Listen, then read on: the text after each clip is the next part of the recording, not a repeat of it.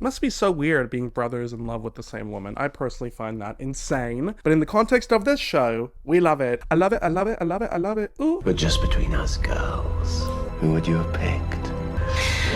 Everything possible to push you away. I never stopped loving you. You're also in love with Damien. No, Stefan, I just, no. What the hell is this? Or maybe you're hoping I'll screw it up so I can just make the decision for you. What are you doing?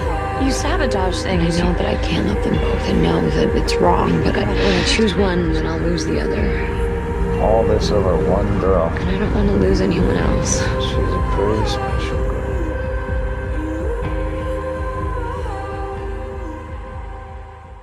Hey, what's up you guys, it's me Luke, and welcome back to another installment in my Vampire Diaries recap and deep dive series. Today's video is the final video for season 3. If you're new here, I've been doing a recap series on the plot of the Vampire Diaries, as well as a deep dive into the characters, relationships, mythology, and plot holes, and also just my general opinion. So if you would like to catch up, I will link the playlist down below. I have been obsessed with the Vampire Diaries pretty much since it first started airing. I started watching halfway through season 1 when I was like 9 or 10 years old. Been obsessed ever since. I rewatch it every year, and last year I started this series on my channel and have been doing it ever since. So definitely this is a fun time to join. I haven't really touched on it before, but I kind of see the Vampire Diaries in chapters. I see like season 1, 2, and 3 as one chapter, season 4, 5, and 6 as the second chapter, and season 7 and 8 as the final chapter. That's like how I see it in my head. I mean, you could also go season 1 and 2, season 3 and 4, season 5 and 6, season 7 and 8, but there's like crucial key plot points for the characters that really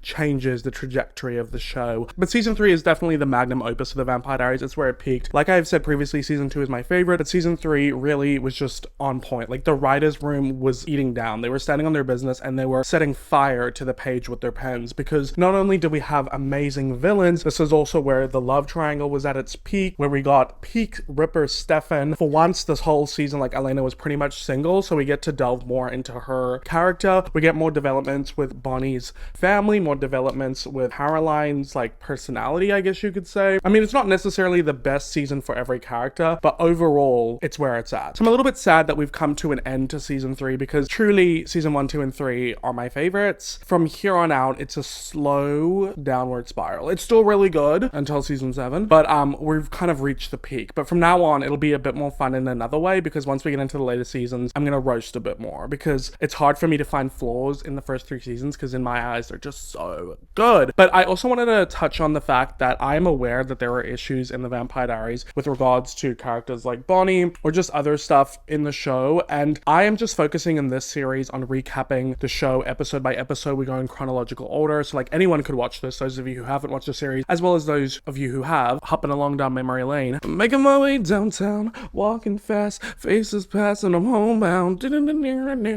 Eventually, my plan when I finish recapping the entire series, Lord knows whenever that will be, we're a year and a half into this, my plan is to make a video like the Vampire Diaries, the good, the bad, and the ugly, where we like talk about everything with regards to the show that isn't necessarily like me just like going through the plot, you know, like issues with the show, things I liked about the show, like looking at it through a more analytical lens, because I've gotten some criticism in the past that I don't touch on certain issues, but if I were truly to like be as analytical as I wanted to, these videos would be even longer than they already are. They would take even longer than they already do to make, which is a lot. So if you enjoy these videos, please give it a like, comment down below, subscribe, if not for the videos, then from my back pain that I get from standing here for hours and hours on end. But yeah, that is the plan. I just thought I would let you guys know, because I've always known I was going to do that, but I haven't told you. So yeah, I will be making a analytical video when we get to the end of it. But anyway, I'm getting way off track. We're here today to do our final recap for season 3. This season we did 5 parts, so today's video is part 5. Episodes 18 to 22 takes us to the season finale, which is one of the best season finales, and this chapter is self-titled Bloodlines. So make sure you check out all the previous episodes in season 3, because once this video is done, all of season 3 is complete, so you can go binge watch those, come here and have it all in a neat little cute bow, because today we have got a lot of plot lines and characters and storylines divulging into a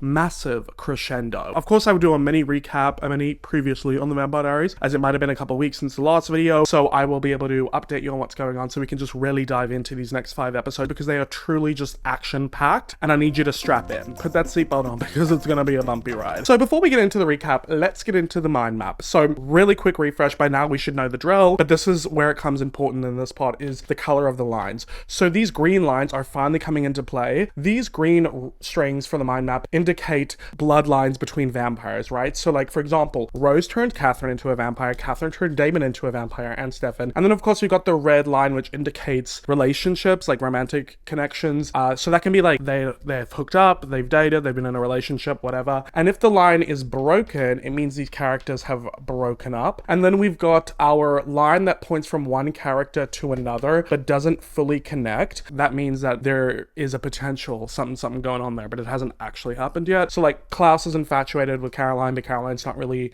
picking up what he's putting down. Damon and Elena have something going on, like they've kissed a couple times, but they're not like officially in a relationship, you know what I'm saying? So that is that current sitch. And then of course we have our blue lines, which indicate familial relationships. So like, Catherine is an ancestor of Isabel Fleming. Isabel Fleming is Elena's biological mother. Jeremy is technically her cousin, but they're like brothers. So that's what the blue lines indicate. Of course, we've got the fun Bennett ancestry line going on here. We've got the original family situation going on here. So that's what all the lines are, of course. And then when it comes to our symbols, there are a lot of supernatural characters in the show. So we've got symbols in all the pics, and here are the guidelines. The key, we have witches, doppelgangers, ghosts, hybrids, vampires, werewolves. And then we also have a symbol for the original, so that's the original family. We have a symbol for the town council. They're also going to become more important. They're getting more and more important as we go. And then we've got the X's, which obviously indicate characters that have died, which of course we have had quite a few this season. And then a question mark usually indicates a character yet to be revealed. But currently, actually, yeah, we've revealed every single character on the mind map for season 3, including the Mystic Force serial killer, which we now know is Alaric's alter ego. So why don't we start there? So for the previous parts of season 3, we had some murders being taken place, but they were like humans being killed in a way that wasn't a vampire, like they hadn't been fed on. So we had the medical examiner who signed off on vampire attacks being animal attacks. He was killed. And we had Bill Forbes, who's Caroline's father, and he was killed. They were both stabbed. However, as you may notice, they're both in the town council. So there was a serial killer coming after council members. Another person that was stabbed was Rick, and he's a council member. But then it goes down this whole rabbit hole where Meredith, who is a doctor who uses vampire blood to heal people, and she's been getting involved with Rick. She remembers a story that her grandmother told her about a ancestor of Elena, Samantha Gilbert, who wore one of the magical Gilbert rings that can bring someone back from the dead if they're killed by a supernatural being. She remembered the stories of Samantha Gilbert from one of her journals that her grandmother kept and was passed down, about how she wore this ring and she died a couple times via supernatural death, and she started going crazy. Like, she would black out and not remember what she had done. She would lose time, and she was actually killing people back in 1912. So Meredith puts two and two together when Rick tells her his secret about how he has one of those rings. Jeremy has the other one, but he hasn't died as many times as Rick. And what ended up happening is Rick was blacking out a lot, and he thought it was just because he's like a borderline alcoholic. But turns out Rick has an alter ego that would take over his body and was hell-bent on murdering council members because he believes that the council is compromised, which I guess it kind of is. And he wants to cleanse the council. But yeah, Rick is the Mystic Falls serial killer. What else do we have to recap? Oh, well, of course, we know that at the end of season 2, Stefan left with Klaus to save Damon's life. He went on a bender. Klaus compelled him to turn off his humanity, fed on Elena. He also, in some fight with Klaus over his family's coffins, ended up threatening to turn Elena into a vampire. So their relationship, or lack thereof, is on the outs. But Stefan has stopped feeding on human blood now, and he is trying to better himself and become his old self again. And while Damon was trying to help Elena with Stefan because he feels like he owes Stefan because Stefan saved his life, and also he's his brother, he's been getting closer to Elena, and he has kissed her at this point. Stefan found out about it and he was upset, but like, him and Elena aren't together, so the love triangle is triangulating. So this will be quite big. This chapter is figuring out who is Elena gonna choose. And then Bonnie found her long lost mother because she was having psychic witch dreams that were telling her to find her so she could help open one of Klaus's locked coffins. So now Bonnie is reunited with her mother, and it was going well until a big kerfuffle happened where Elijah told the Salvatore brothers they had to kill one of the Bennett witches for a certain reason. So Damon ended up turning Abby into a vampire, and Abby abandoned Bonnie again. So that's where Bonnie's at. Quite the struggle over there, of course, because Julie Plec can never give Bonnie a break. Caroline and Tyler are struggling because of Tyler's sire bond to Klaus. So Klaus turned Tyler into his first successful hybrid, and all of Klaus's hybrids are sired to him, which means they have to do what he says regardless. It's like stronger than compulsion because they don't even have Vervain and they believe they're doing the right thing. So Caroline's dad, before he died, was trying to help Tyler break his sire bond to Caroline, and he told him he had to turn into a wolf over and over again until he no longer felt grateful to Klaus for freeing him from his werewolf curse. So Klaus has left town to do that after him and Caroline broke up because Klaus Tyler to bite Caroline, and he did. Klaus then healed Caroline, and he like low-key fell in love with her at first sight, so that's kind of what's going on a bit there. Elena got Damon to compel Jeremy to leave town because she felt like it was no longer safe for him because Klaus tried to get Tyler to kill him. I think that's all of our characters over here. I mean, Matt's kind of just here. So far, he's not serving the plot. When does he ever, though? When it comes to the originals, we have now been introduced to the entire original family. Obviously, back in season 3, part 2, in season 3, episode 8, we got the originals backstory from Rebecca when she was telling Elena. So we've now discovered how the originals were made, the first vampire family, and it was because they were a family of witches. Their mother turned them into vampires to protect them from the werewolves in their village. However, it was not her intention to turn them into vampires. She was trying to create a spell to protect them, and it ended up being vampirism. That's where vampires were all created from the originals. So, like I had mentioned, Stefan stole Klaus's coffins because Klaus keeps all his families daggered in coffins, which basically is like they're asleep. But he ended up getting all of them back, and Damon woke up Elijah, who wanted to get revenge against Klaus because Klaus daggered him at the end of season 2, and Elijah woke up the rest of their family, and the person that was in the locked coffin that Bonnie and her mom were trying to open was Klaus's mother, who at first said that she wanted peace with her family. However, now we have learned that Esther wants to kill all of her children. So she did a spell using Elena's blood, because it was Petrova doppelganger blood that created them in the first place, to link them all together, and she was about to create a spell that would turn them on to humans so that if she killed one, they would all die, because she wants to rectify her mistake and restore the balance of nature, as she is a witch, because she disrupted the balance of nature by turning her children into vampires. However, Elijah used Damon and Stefan to stop her by threatening to kill Elena, and that's why Damon turned Bonnie's mom into a vampire, because it severed Abby's connection to the Bennett witches, because she was using their ancestry line to draw power and come back from the other side, which is this like supernatural purgatory where supernatural creatures are stuck there. They're like ghosts. We dealt with that back in season 3, part 1 and 2. So she came back. Where we stand now, the originals, well, except Klaus and Rebecca, had all left town because of what had happened with their mother. And we do know that the only thing that can kill an original vampire is a white oak stake, so wood from the white oak tree that Esther used 1,000 years ago to give them immortality. However, they burned that tree down, which is what the ash from the dagger is used for, to put them into an original slumber. Throughout the episodes, Damon, he was doing a bit of digging, and Rebecca found out from the drawings in the caves that there was another white oak tree planted to replace the new one. Damon found this out and found out, because of his family's lodging records, what the wood was used for, and it was used for the restoration of Wickery Bridge, the same bridge that Elena and her parents drove off of and they died on. So Damon goes to the bridge to try and get the wood, because any wood under that bridge could be used to kill an original. But his friend Sage, who's in love with Finn Michelson, one of the original brothers, finds this out, tells Rebecca, because they're still all linked, and Rebecca burns down the bridge. Damon pretends to be really mad about it, but then he goes over to Stefan and tells him that he stole the old sign for Wickery Bridge, and the old sign is made from the same white oak as that bridge, and they think that it all burned down, but they have a bunch of weapons that can be used to kill an originals. Alrighty, and that is the recap for everything that has happened in season 3 so far that is relevant for you to know. You know, the magic, the mythology, it's really amping up, and I love magic. I almost wish magic was like real in real life, like this show makes me want to be a witch or something, but you know, there are ways to get a little bit of magic in your life, like with today's sponsor, Magic Mind. It's no secret that being able to focus on daily tasks is getting harder and harder, whether you just have different brain chemistry, or just with many of life's distractions and stressors, the digital age, or our attention spans getting shorter. It's just really hard to focus these days. And if we all think of a way to focus, get energy, and get stuff done, I feel like a lot of our minds go to caffeine. And don't get me wrong, I love a cup of coffee, but often if I end up drinking too much caffeine in a day, you get those negative side effects. You start getting sweaty, heart palpitations, anxiety, and it's just not always the best way to be able to focus, and often it ends up leading to an energy crash. And lately I found the solution to that. I've been using Magic Mind's performance shots for like a month now, and I take them every day, kind of midday, just before that afternoon slump, and it just gives me that boost of energy and focus that I need to get through the rest of my work for the day without any of the negative side effects that come along with other stimulants like caffeine. I truly have loved making Magic Mind a part of my daily routine. I feel the effects of taking it so soon after,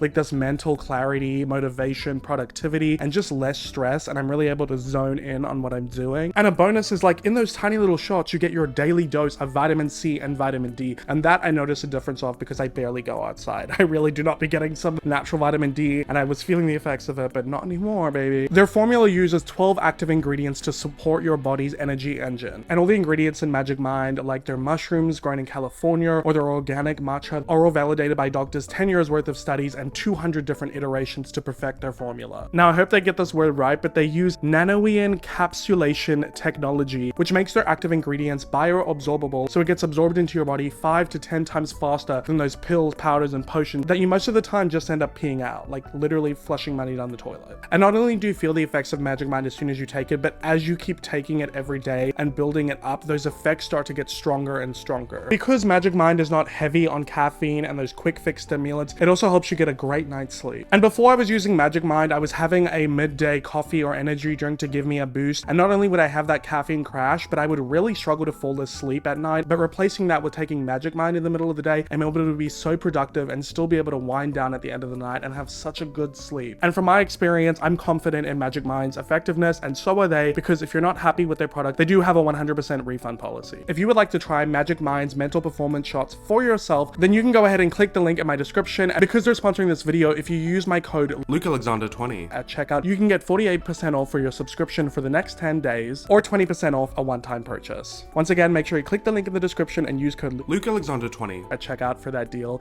And thank you so much to Magic Mind for sponsoring this video. You guys truly are magic. And without further ado, let's get into it because I'm about to dive in to my recap of the Vampire Diaries Season 3, Part 5, the finale covering episodes 18 to 22, self-titled Bloodlines, starting with Season 3, Episode 18, The Murder of One. This is really a good episode to pivot the show back to the originals and set up the next 5 episodes, the climax of the season, if you will. We have obviously been touching on the originals here and there, putting in those foundation blocks. We had Klaus as a villain for a bit. I mean, he's kind of like the overarching villain for the season. But we had Michael's little stint. We had Esther's little stint. But we did have to take some time for the Rick serial killer alter ego thing. And if you can believe it, those two storylines do converge. Basically, what I'm trying to say is it's time to kill some originals. So this episode begins with Elena going to Alarc's apartment to check up on him because remember, Damon and Stefan are keeping him there under house arrest so he doesn't like accidentally black out and kill someone again, you know? But when she gets to the front door, Damon answers it and he doesn't let her in. She thinks that he's hiding something and he's distracting her with his flirty banter, saying that she can't be mad at him forever. Remember, she's still mad at him for sleeping with Rebecca.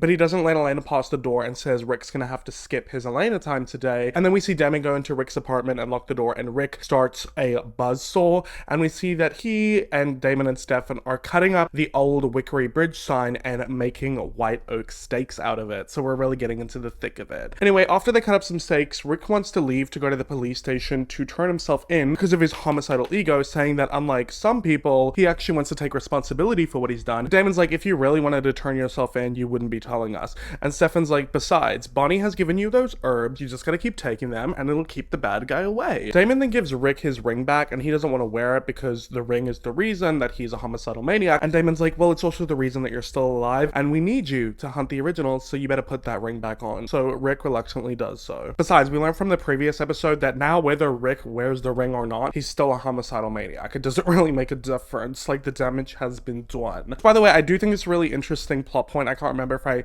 mentioned in the previous video, but I do like that him dying and coming back to life because this magical ring has consequences. Like, it seems too good to be true. You know, nature always has a balance, as they say. You can't die over and over again without having some sort of effect, you know? So we cut to the woods where Elena's walking with Caroline after having just told her about Rick having been the one who killed her father. Caroline's trying to process this information and Elena's like, well, you know, as long as he keeps taking the herbs Bonnie gave him, you know, it should keep the killer at bay. And Caroline's like, is that supposed to make it okay? And Elena's like, no, none of this is okay. But Rick's a victim of something supernatural he didn't ask for. Just like Bonnie's mom didn't ask to be turned into a vampire, or Tyler, or even Stefan or Damon. And Caroline's like, or even me. Elena's like, yeah, none of you asked for this, but what kind of person would I be if I turned my back on any of you? Which is fair, because Elena's trying to like be neutral and, you know, care about everyone equally. But at the same time, Caroline has a right to be upset about her dad being killed, just as Bonnie has a right to be upset that her mother was turned into a vampire, okay? It does not absolve these people of their emotions. But I understand what she's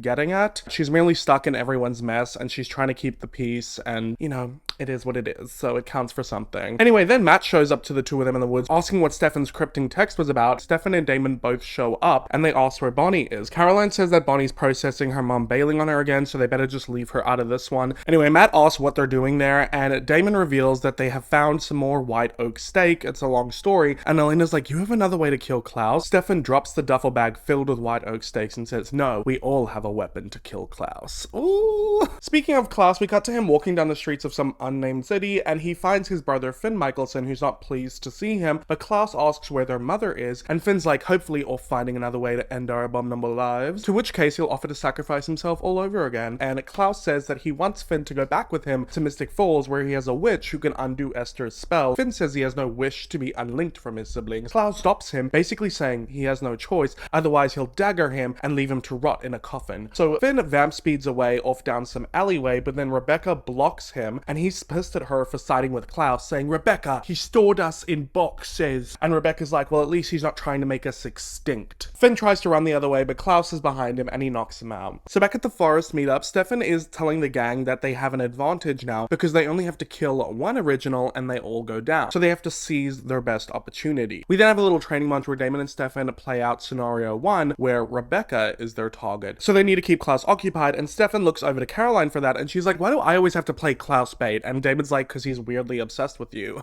Damon then tells Matt that he's gonna have to be Rebecca bait and keep her distracted. He asks how he's supposed to do that, and Damon's like, it's easy, she's lonely and desperate. And Caroline's like, she must be if she slept with you. And then Elena smiles to that. Caroline's like, yeah, we love girls sticking up for each other. Now they'll all have one stake. They need to keep it hidden in case an opportunity arises. And Damon says, no last minute pity, and looks at Elena. And Elena says, no more pity, not after what happened to Bonnie's mom. Damon then looks at Caroline and she says she's all good. Anything to free Tyler from Klaus's creepy sire bond. Damon checks with Matt, and Matt's like, do I really have a choice? And Damon's like, good job. So kind of funny because, like, honestly, why would they go to Matt for help when it comes to this? What can he really do? Also, the fact that Matt survives every situation he's in needs to be studied. Anyway, finally, Stefan says that they have 12 stakes, which means 12 shots to kill an original. And then they go out, continuing to play out more scenarios. You know, this would have been a really sexy moment for a fun training fighting montage with some banger music. But you know, we've got a lot to get through. So we cut to the Michelson mansion where Klaus throws Finn into the foyer, and Finn tells him he can't force him to help him. And Klaus says, why force you when I can persuade you? He gestures to the staircase where Sage walks down the stairs. Finn runs over to her. They grab each other, they make out, they reunite. It's so cute. And Rebecca's like, oh, I guess true love does prevail. And Klaus is like, yes, it has its moments. And then he whips out his phone because he gets a text from Cole telling him to let him know when he needs him. And Klaus, this is clearly an ad for some iPhone smartphone with like a styling pin, because he writes the word I will and sends it as like a clip art image. One thing about the Vampire Diaries, they're not going to be subtle with their sponsorships. I honestly think I do better segues, but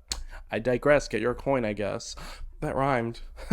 Slay. Rebecca asks if Klaus needs anything else from her because she's got to leave. He's like, just your blood, where are you going? And Rebecca says she has some unfinished business with Damon Salvatore, and she leaves. So she's in revenge mode. Because if you remember in the last episode, Damon used Rebecca by sleeping with her to get her vulnerable so Sage could get in her head and figure out what she was looking for, and that's how he found out about the white oak steak. So over at the Salvatore house, Damon is hiding his white oak steak in a bucket filled with logs by his fireplace, and Rick is like, did you learn nothing from the Moonstone? Which is funny. I love when they always reference Damon hiding the Moonstone in the soap dish back in season 2. And Damon's like, where'd you hide yours? But before Rick can answer, they hear a noise downstairs. Damon goes to follow it and he can't see anything, but then he hears a noise, turns around and sees Rick falling down the stairs. And then Rebecca shows up, stabs him in the gut and says, hello, lover. Kind of like, hello, brother.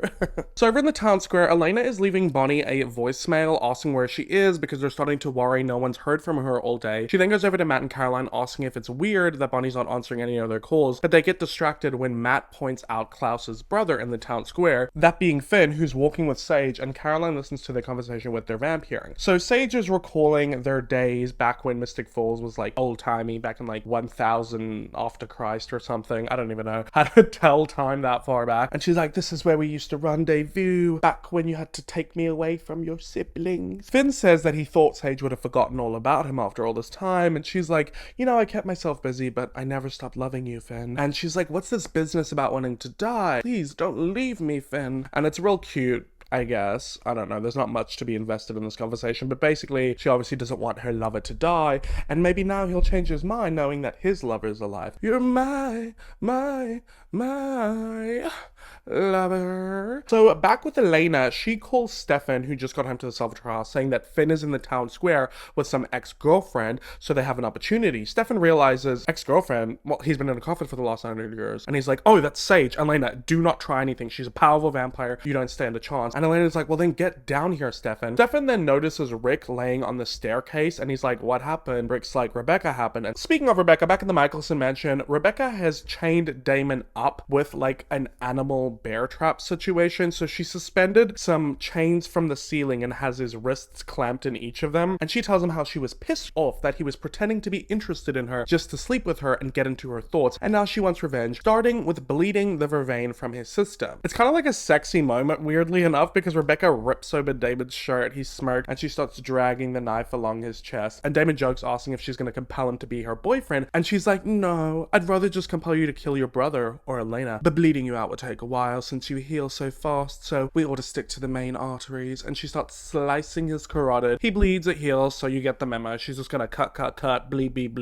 vervain gone, compel, make you do what I want to do, revenge. Very sexy revenge. I like her style, I ain't gonna lie. But then Klaus comes in and harshes on her style, saying, wouldn't it be easier if you're trying to bleed him with vervain to just like hang him upside down? And Rebecca's like, I think I can handle a bit of torture. And Klaus is like, well, I guess I have no experience in the matter. And him and Damon like laugh at each other. And Rebecca's like, why don't you bugger off and go manage your witch? So Klaus leaves, goes into another room, and can you guess who his witch is that he's using for the linking spell? Well, of course, it's none other than Bonnie Bennett, because she can never get a day off. So Klaus is pressing Bonnie, asking what's taking so long, and she says she's still studying Esther's unlinking spell because it's not easy, especially under duress. Klaus then threatens her, saying if she's looking for a way to send help, he'll kill anyone who tries to rescue her. Bonnie goes on saying she's not strong enough, but Klaus thinks that she's not trying hard enough, so he gets a FaceTime call from Cole, and Cole flips the camera around, and we see that Cole is following Jeremy. Basically, Klaus is like, yo, Bonnie, you don't unlink me and my siblings, I'm gonna kill your boy toy Jeremy. So Bonnie gets stressed out, and she continues studying the spell. Oh my god, will she ever get a moment to breathe? So Caroline goes over to the Salvatore house to check on Rick, who's icing himself, and she gives him his herb from Bonnie. He drinks them, and he's like, oh my god, it's so gross. And Caroline's like, well, it's either that or kill people. And she sits down, and Rick has to have a heart-to-heart to her about her father. He's apologizing, and Caroline says that she's killed someone before, a stranger, after she turned, and the worst part of it is that she liked it. Her point being that she has blood on her hand. They all do. Rick's like, well, you know, this wasn't a stranger, he was your father. And Caroline's like, yeah, but you know, that guy, he could have been a father too. And who would I be to judge you? So I'm just gonna choose to believe Elena and think that you can be saved. It's a really strange scene, but also kind of sweet. Interesting to see Caroline's like maturity, I guess, with the situation regarding her father's death. I guess Elena got through to her. So Stefan meets Elena in the town square, saying that Matt just texted him that Finn and Sage are in the Mystic Grill, so like they need to work out what their next move is. And Elena says their next move should be saving Damon, but Stefan says that they gotta stick to the plan. They argue back and forth about what to do, and they don't really come to an understanding because Stefan is so hell-bent on killing an original right now, but Elena's like, Damon needs to be saved. So like they're having a disagreement, right? But Stefan's basically like, my brother can handle himself and he would want us to keep going with this. And Elena's like, what he wants and what we should do are two different things. I love you, girl, but you're on like a major moral high ground this episode. So back to Damon, who's chained up and bleeding. He comes back to consciousness when he sees Elena walking over to him to save him. She unclamps his wrist and holds him as they stumble out of the house, and she's like trying to give him a pep talk to keep going because like super weak and whatnot. And she tells him that he can drink from her wrist, which is like weirdly sexual, I guess. And then they're about to kiss, but then he wakes up and boom, it was a dream, because Rebecca was standing there and she had put that vision into Damon's head to give him a taste of his own medicine. And she's like, it's not fun when people toy with your mind, is it? She says that she hopes that Damon was nicer to Elena than her, and Damon's like, come on, you couldn't have actually thought that I had a thing for you. But Rebecca looks upset, so her face clearly tells it all. And Damon says, you know, he gets it. If he had been bossed around by Klaus for 1,000 years, he'd probably be pretty desperate too. Rebecca looks at him for a moment and then stabs him in the gut and drags the knife up his torso. One thing about Rebecca, she's gonna be high on emotion. So if I was you, I wouldn't say stupid things around her while she's holding a knife and has you clamped up in chains. I digress. Yes. Back in the other room, Bonnie hears Damon screaming and she asks Klaus what that is, who that is. And Klaus is like, I wouldn't be bothered by it, love. And she's like, I am bothered. You bother me. Everything about you bothers me. And Klaus is like, you're getting emotional, which I understand, love. What with your mother being gone and everything, you know, I could help you find her if you want. I've got people who can find her and bring her back to you. Bonnie's really starting to believe him and like feed into this for a moment until Klaus is like, or they can just bring back parts of her. And she gets pissed off again. And he points out, isn't it obvious, Bonnie? I'm gonna keep hurting people that you love until you do the spell. And you have my mother's grimoires, so get on with it. He then gives Bonnie 4 vials of his sibling's blood, bites into his hand, and puts his blood into a cup. And Klaus in his intimidation games. Honestly, it's kind of fun to see Rebecca and Klaus both like being their villainous selves in the same episode. So over at the grill, Finn is showing Sage the joy of tequila shots. Meanwhile, Stefan is over at the bar, vamp eavesdropping on them. A guy named Troy walks past them and says hi to Sage. He walks off and Finn's like, do you know him? And Sage is like, I turned him. Finn's getting a bit judgy and Sage is like, well, you turned me. You know, I just brought him for backup. We can't trust anyone. Matt then walks past them because remember he works at the grill. Sage grabs his hand and asks if they can get 2 more tequila shots. He says he'll let their waiter know and Matt walks past Stefan who slyly gives him a couple vials of vervain. So we intercut this scene at the grill with Bonnie at the Michelson mansion doing the unlinking spell and we see Sage and Finn get their tequila shots, they drink them, they cough up and they realize it's vervain and then they notice Stefan looking back at them and he walks out of the grill, so they go to follow him. We see Stefan waiting outside and Finn and Sage walk out. He goes to stab Finn with the stake, but Sage grabs him and the stake falls out of Stefan's hand and rolls down the stairs and Sage tells Finn to go get it while she's pinning Stefan back. Back to Bonnie and her spell, we see the pool of blood split into 5 representing the 5 siblings, so the spell is working. Back at the grill, Finn has gone down the basement stairs to grab the stake when Elena and Matt come through the door. Elena shoots Finn with a crossbow, catching him off guard with enough time for Matt to go over to him and stake him with a white oak stake. Sage screams, running after Finn, letting go of Stefan, and Elena and Matt go back through the door, lock it, and they're back in the grill. Then we see Finn with the white oak stake inside of his heart start to go grey and veiny and his body sets on fire while Sage watches him crying. So yeah, Finn is dead. R.I.P. Finn. We didn't really get to know you that much. You were kind of boring and you remain boring. But it didn't all go to plan because back at the Michelson mansion, Bonnie had already successfully completed the unlinking spell. That was perfect timing for Klaus now that Finn was killed because they're all still alive. Anyway, Klaus has now freed Bonnie and he's walking her outside of his house and she walks past Rebecca and she's like, thank you so much for your help, Bonnie. See you in physics class. When Rebecca walks past, Bonnie notices Damon's body strung up and he's calling out her name and Klaus whispers that she can go and help him save the man who turned her mother into a vampire. But Bonnie just looks at Damon all pissed and tells Klaus to get her out of there and she leaves. And honestly, fair enough. If she's still pissed at Damon for turning her mother into a vampire, you can't blame her. So Elena and Stefan arrive back to the Salvatore house in the library to see Caroline, who says that Rick went home himself with Bonnie's herbs, so he's all good. Speaking of Bonnie, Elena then gets a call from her and she's like, I've been trying to call you all day, where have you been? And Bonnie's walking out of Klaus's house saying that Klaus has Damon. Elena's confused, saying, no, Klaus should be dead. We killed Finn. But Bonnie tells her that Klaus forced her to do an unlinking spell. Caroline and Stefan hear this and they're obviously disappointed because they thought it was going to be all over. Elena asks Bonnie where Damon is, which like, first of all, could we maybe check if Bonnie's okay? But Bonnie tells Elena that Damon's still at Klaus's mansion and she's like, it's really bad, Elena. They threatened Jeremy and her mom and she's now like crying really intensely. Elena asks if she's okay and she's obviously not. Bonnie is crying, saying she just has to go and hangs up the phone and she just falls slipping down against her car crying on the driveway. And it's really sad because Bonnie just, it's the same thing from that season 2 Masquerade Ball. Like no matter what she does, she's just always in the middle of it. Whether she's willingly helping people, feeling obligated to, feeling as though it's her responsibility, or literally getting forced to, she just can't help but always be forced to do things. And I guess it's why they call witches the servants of nature. But it's sad, it really is. And honestly, the state of Bonnie's life, it just feels in such disarray. Like she feels so alone. Her friendship with Elena, you know, it's still rocky after everything that happened with her mom, and now her mom abandoned her. Her and Jeremy broke up after Jeremy cheated on her. Like,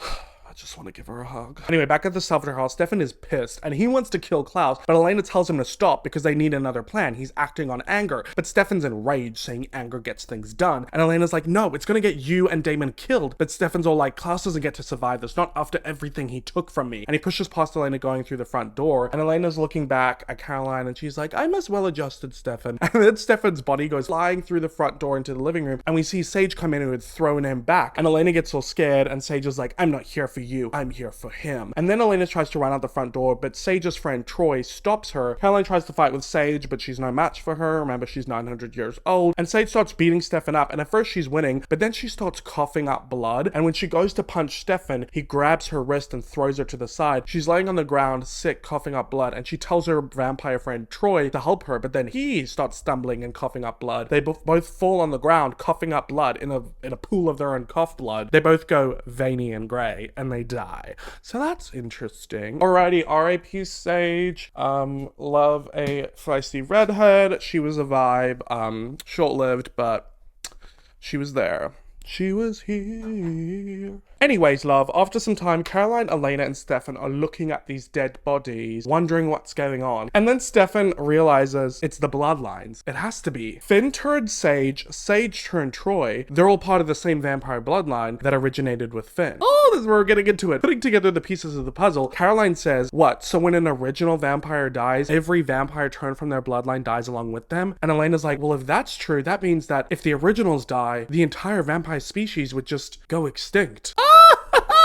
That is so smart. Obviously, like I said, every vampire originates from these 5 vampires, the originals. Maybe Michael if he turned people, but he's dead now, so it doesn't matter. So the entire species derives from them, and we see all of these green lines going from certain characters. So the next couple episodes is going to be figuring out who turned our gang, which really starts with who turned Rose, because she turned Catherine, and then Catherine turned Damon and Stefan, and Damon turned pretty much everyone else here. So that's what we need to figure out. But isn't that so fun and exciting? But yeah, that's what the green lines are for, if you've been wondering. Well, you haven't been, because I told you. So we cut to the Michaels mansion where Damon is still strung up. Stefan walks in with a duffel bag full of steaks and calls out for Klaus. Klaus and Rebecca walk in asking what he wants. Stefan drops the bag saying there are 8 white oak steaks from the part of Wickery Bridge that they forgot to burn. Rebecca's shocked, saying that's impossible, but Stefan says Finn is dead, to which Klaus isn't really bothered, and Rebecca's just like, you killed my brother? And Stefan's like, well, my brother in exchange for the 8 weapons that can kill you. Klaus says he needs to make sure that there's no other weapons and tells Damon to leave, and Klaus compels him to leave. So as Damon starts walking, but obviously because he's chained up with these clamps in his wrist, he starts screaming as his wrists get ripped. And it's really funny because Rebecca's like, no, Nick, he's my plaything.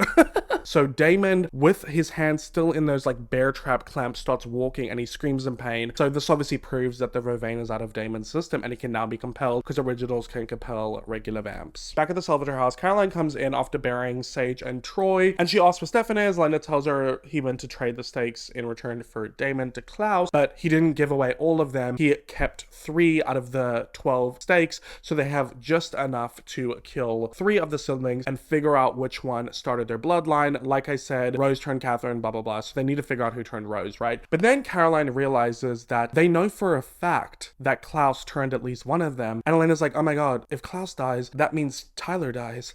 Okay?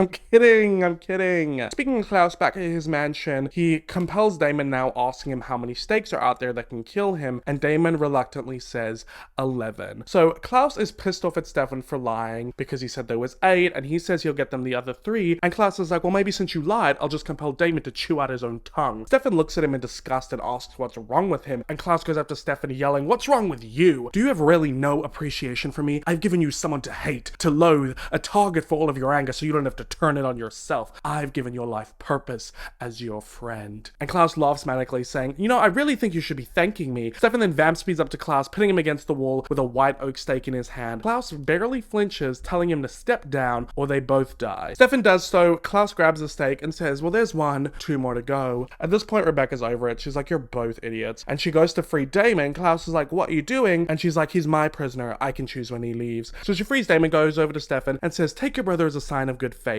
As he leaves the room, Klaus tells Stefan that if he doesn't bring him the 2 stakes, he'll wage a war on everyone he loves. So later on, Rebecca is talking to Klaus, saying that she can't believe that Finn is dead, but Klaus is like, good riddance, he was an embarrassment and a lovesick fool who's better off in death. Okay, whoa. And Rebecca's like, mind your tongue, he's still our brother. Would you talk of me like that if I died? And Klaus is like, well, considering you let the Salvatore brothers leave in possession of 2 stakes that could kill us, we might soon find out. And Klaus also asks Rebecca since when did she have a soft spot for them, and Rebecca's like, the Salvatore brothers might fight like morons, pronouns, but at least they know what family means. And Klaus is like, I wanted a family, they just didn't want me. So now that we're unlinked, we're no longer responsible for each other. So that's obviously one of Klaus's issues, being a bastard, feeling like his family doesn't want him, his fear of being alone. And Rebecca asks if Klaus is leaving then, and he's like, as soon as I grab mistakes, and then I'm gonna grab Elena and make my own new family of hybrids. Rebecca asks what if she chooses to stay. Klaus gets pissed and says, then you're just as pathetic as Finn, and leaves the room. Rebecca, I'd be careful, he might stake you and put you in a coffin again. Okay, so then we have a scene where Elena goes to Stefan's room as he's holding one of the stakes. She asks why he's been so quiet ever since he got back, and he says he'll be happy once they get the stake back from Alark. Elena then tells Stefan that he really scared her today, and he wouldn't have survived if he went up against Klaus. But Stefan tells her she doesn't have to worry about that anymore, because all that energy he spent hating on Klaus was for nothing, because they've lost, and he's right back to where he started. But Elena doesn't agree, gives him a little pep talk saying that Klaus dragged him through hell and he came out on the other side. Stefan walks towards her saying, and look what he lost in the process. He finally gets honest and says hating Klaus was easy because it allowed him to ignore what was happening around him. Everything he let slip away that he now has to deal with. Okay, confession time. Elena says that's not true because she never stopped loving him.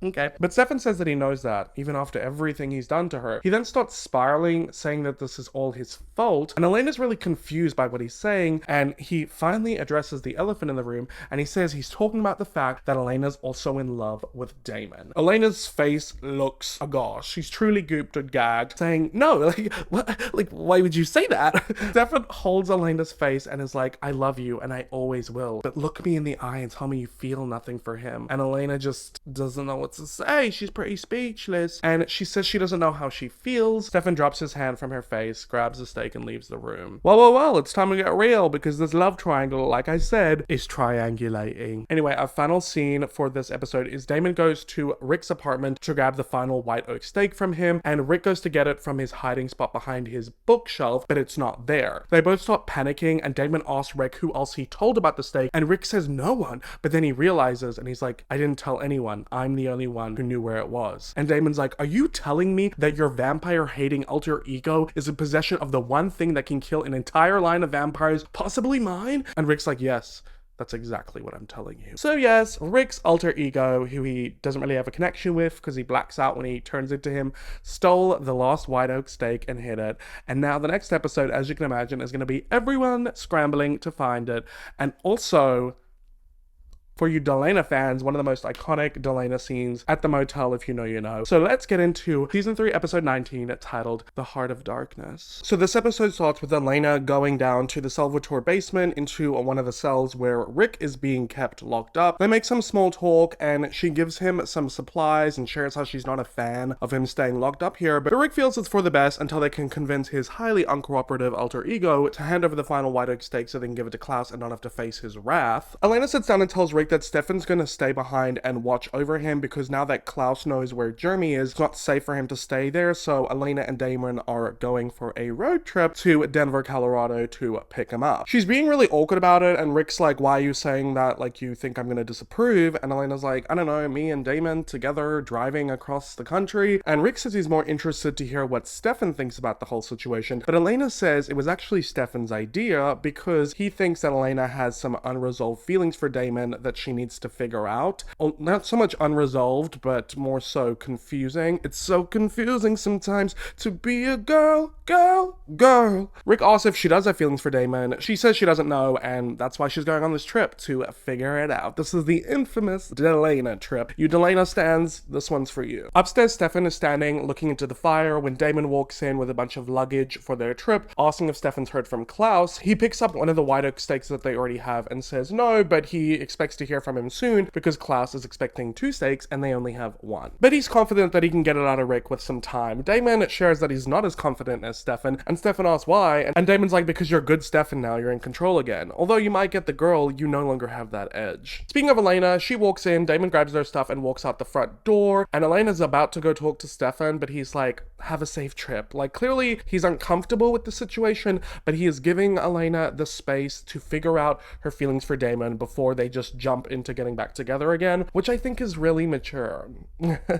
So over at the Mystic Falls High School, Caroline walks into the gym where there are a bunch of people setting up decorations, and she's looking around really confused. So she goes over to Matt and asks what's going on here, and he's like, setting up for the decade dance. Remember, you made me volunteer to help. And she's looking around and is like, this is the 20s decorations. We're doing the 70s. She then hears Rebecca's voice come over to them from behind, and she's bossing people around. She goes over and is like, good, you're here. You can help set up the tables. Now it's time for some blondie on blondie crime, because we know Rebecca is trying to come for Caroline's gig. Her gig being the most popular girl in school, with the quarterback football player boyfriend, Miss Mystic Falls, running for homecoming queen, then office, then mayor. You know, Caroline's just doing the whole kit and caboodle. So Caroline's like to Rebecca, what do you think you're doing? I'm the chair of the dance committee, and the theme of the decade dance is the 1970s. Antagonizing her, Rebecca says, so you'd rather wear a tacky dress with bad hair than be a classic flapper from the jazz age? Honestly, I don't know what my brother sees in you. So obviously Rebecca probably loves the 20s, because that's the last time she was alive. She didn't get to live through the 70s. I don't know why I'm laughing, that's kind of sad. Anyway, after Rebecca's comment about how she doesn't know what her brother Klaus sees in Caroline, Caroline claps back saying, maybe he sees a challenge. Unlike some people, I don't sleep with the first guy I make eye contact with. Obviously referencing Rebecca sleeping with Damon. Girl, you are never going to hear the end of that. Trying to defuse the situation, Matt says maybe they can combine both the decades into the dance, and Rebecca and Caroline both yell no at the same time. And Rebecca's like, come on Matt, stand up, stand on your business. You loved my 20s idea. And Caroline's like, oh my god, traitor. Matt Solly just seemed a lot cooler, and she gets pissed off and walks out, and Matt follows her. I don't know why I'm recapping this. It's really not that relevant to the plot. I just think it's funny. Anytime we get a Caroline-Rebecca standoff, I'm there with a bucket of popcorn, and I'm eating that up. It's so confusing sometimes to be a girl. I honestly think that Caroline and Rebecca need to work it out on the remix. So Matt follows Caroline into the high school parking lot behind her car, and she turns around with a devilish grin, and she's like, that was impressive. You totally sold it. And Matt's like, yeah, well, you know, you bought yourself a day. And Caroline's like, thank you. Just like, please keep Rebecca occupied. She goes to get in her car, and Matt's like, tell him I said hi. So who is he? Who is he? But anyway, back at the Salvatore house, Stefan goes to check up on a lark, and he's trying to fall asleep to wake up his alter ego, but he's struggling to, so Stefan has brought him some bourbon, and he pulls up a chair and they start drinking together. Rick asks about the road trip and why Stefan stayed. Damon could have roughed me up and got him to come out. Why you? And Stefan says that Elena needed to go on the road trip with Damon because no matter what he goes through to get her back, none of it matters if she has feelings for someone else. Once again, a mature approach. He's a man. Speaking of, Elena and Damon have arrived to Denver, Colorado. We don't actually get to see their road trip, which I think is a mistake because it would have been really fun. You know, we had our road trip with them to Chicago back in episode 3, and that was really fun, but we've got a lot to get through, so clearly there just wasn't time in the episode for that. But they arrive to a batting cage, and they see Jeremy, and Elena goes to say hi to him, and he's excited to see her at first, but then when he sees Damon, he's like, what's wrong? So we cut to after they had explained the whole situation with the original vampire bloodlines and how they need to find who sired their bloodline so that they can figure out which original to kill. And in order to do that, they want Jeremy to talk to Rose, because remember, Jeremy can talk to ghosts on the other side ever since Bonnie brought him back to life. And Jeremy's like, well, I don't think that's gonna work. I could talk to Anna and Vicky, the girls that he cheated on Bonnie with, because he knew them, he had a connection, but he never even met Rose. And Elena's like, well, you know, maybe you can use Damon as like a conduit or something, because Damon and Rose were really close. Jeremy says he'll try to help them, but it's gonna have to wait because he's meeting up with a friend. And he's like, and before you say it, Damon, yes, I have friends. This is probably a lot more important than you playing baseball with your friend, but I digress. Because the friend that shows up is none other than Cole Michelson, walking towards them with a baseball bat. And Elena's like, Jeremy, that's Cole Michelson, he's an original. And Cole goes to swing the bat towards Damon, breaking his knees. He falls to the ground, and he's like, you know, don't take it personal, Jer. You didn't think we were actually buds. But he goes and grabs an aluminum baseball bat and is about to bash Damon over the head, but Damon kicks him out from under his legs, grabs the broken wooden baseball bat, and stakes him in the back. So he is passed out for a moment before he has to revitalize, because obviously regular wood doesn't kill an original. So Damon and Elena and Jeremy get the hell out of there. So yeah, if you've been wondering what Cole's been up to the last couple episodes, he's been in Denver, Colorado, pretending to be Jeremy's friend under Klaus's supervision. He gets like the most boring job out of all of them. Poor guy. Oh well, he's a menace. So after their head start, Damon, Elena, and Jeremy show up to a motel so that they can hide from Cole. And Jeremy's like, I can't believe Cole is a vampire. And Damon's like, didn't you think it was strange that you made friends so fast? And Elena's like, stop it. You know, if it wasn't bad enough that Damon snapped Jeremy's neck, now he has to roast him on a repeated basis. But I guess it's kind of cute, like brotherly banter. It's like Damon's being Jeremy's older brother and he's just bullying him into a pulp. but I digress. They go into their room and Damon asks Jeremy what he needs to contact Rose from the other side, and Jeremy asks if Damon has anything that belonged to her, like a photo or something. It's very much giving Ghost Whisperer starring Jennifer Love Hewitt, but Damon starts talking to the ceiling like, come on Rose, you're not really gonna make me beg for you, are you? I know you're obsessed with me. He's making all these remarks to avoid being vulnerable, but Damon doesn't have a possession of Rose, and Jeremy's like, well, tell me something about her. And Damon's like, she used to do this thing with her tongue. And Elena's like, something useful, Damon? So clearly Damon is avoiding being vulnerable, because if you remember from season 2, he was really heartbroken with Rose's death after she got bitten by a werewolf and she died. So he's trying to avoid that, but he sits down and tells a story about how Rose spent her last day in paradise, soaking up the sun and reminiscing about what it meant to be human, and when death came, she didn't fear it. But Elena says that she was with Rose on her last day and she definitely wasn't in paradise, and Jeremy's like, it's the dream. He's talking about the dream that he gave her. And Damon looks shocked that Jeremy knows this, and Jeremy says that Rose is here, and we see Rose, and it's so exciting because if you have watched my season 2 videos, you know how much I love Rose, so it's really nice to see her, you know, once again. And yeah, I love her. Every rose has its thorn. Anyway, so over in the forest at Mystic Falls, Caroline is looking around, looking for someone. She turns around and smiles, and we see Tyler. He's like, you have no idea how much I missed you, baby. And they both kiss each other, go down into the Lockwood cellars. You know, the ones where he would like chain himself out, break his bones, and turn into a wolf? Yeah, they go down there and have sex. So I guess they're like back together now. So that's why Matt was like distracting Rebecca, because obviously Caroline doesn't want Klaus to know Tyler's back in town because he left town to break the sire bond. So I guess they're back together. So how do I just like try and pull this red line out and let's like try and connect it? There you go. It's a bit makeshift, but there you go. They're back together. So clap if you care. Okay, moving on. Speaking of Rebecca, Matt drops her home to the Michelson mansion in his truck. She's questioning why he's being so nice to her. After everything her family's done, she just doesn't buy it. What's he up to? And Matt's like, you know, it's really sad that you can't just get a ride from home without thinking that there's an ulterior motive. And she chuckles to herself and laughs and thanks him for a ride, gets out the car, and he drives off, and she's like staring back at his car, smiling. And can you blame her? Matt, as much grief as I get him, he's sweet. It makes sense why Rebecca would be crushing on him. I should probably have a red line going there, but I don't feel like there's been enough developments yet, you know? Anyway, when Rebecca walks into the house, she sees her mother, Esther, who we haven't seen in like 3 episodes, vamp speeds her against the wall and says, give me one good reason why I shouldn't kill you right now. And Esther says, because she's dying. It's very much giving the frog from Shrek 2. Someone goes to wake up Shrek and Fiona, and Shrek's like, someone better be dying. And then it cuts to Fiona's father, who's a frog, laying on a lily pad, coughing and being like, I'm dying. Getting a bit concerned with my brainwaves at the moment. Anyway, back at the motel, Elena asks Jeremy if Rose is lonely on the other side. Rose says that she enjoys it after spending her whole life running from Klaus, remember, for her involvement with freeing Katarina. She enjoys it. You know, she likes the freedom to have to do what she wants to do. Damon asks if she's still hot, and Rose is like, tell him he's still dripping in sex. And Jeremy's like, huh? And Rose is like, just tell them that I miss him and I'm rooting for him and Elena. Jeremy doesn't repeat this back because he's obviously confused by this. He hasn't kept up with the ongoings of Delena, and he just tells them both that Rose says that she misses them both. So that's sweet, right? Rose tells Jeremy that on the sire front, she's afraid she doesn't have much news for them because she wasn't sired by an original, she was sired by a vampire named Mary Porter. After Jeremy relays this information, Damon recognizes the name, saying, ugh, Scary Mary, asks Rose where she is, and Rose is like, I don't know, but I'll try and find out. I'll get back to you. So she's gonna go ghost around and teleport looking for Scary Mary. So back with Rick in his cell, he's mentioning to Stefan how they must have got Jeremy by now, and Stefan says Elena's worried about him, knowing he can't count on his ring anymore, and this makes Rick look down at his ring and ponder about his alter ego. And Alart says he wonders what Jeremy's alter ego would be, probably a pot-smoking hippie, unlike his, who is so hostile and militant. Stefan says that his alter ego makes sense, considering his wife left him to become a vampire and his girlfriend was killed by one. And Rick says his alter ego must hate him for being a failed vampire hunter / vampire drinking buddy. Stefan jokes, saying, he's too judgmental, and Rick ponders for a moment and says, you know what though, he is me. I'm not compelled, I'm not possessed, there's no humanity switch, what drives him is me. But Stefan doesn't agree. He says that it's just the darkest parts of Rick, the parts that they all have. You're so sweet.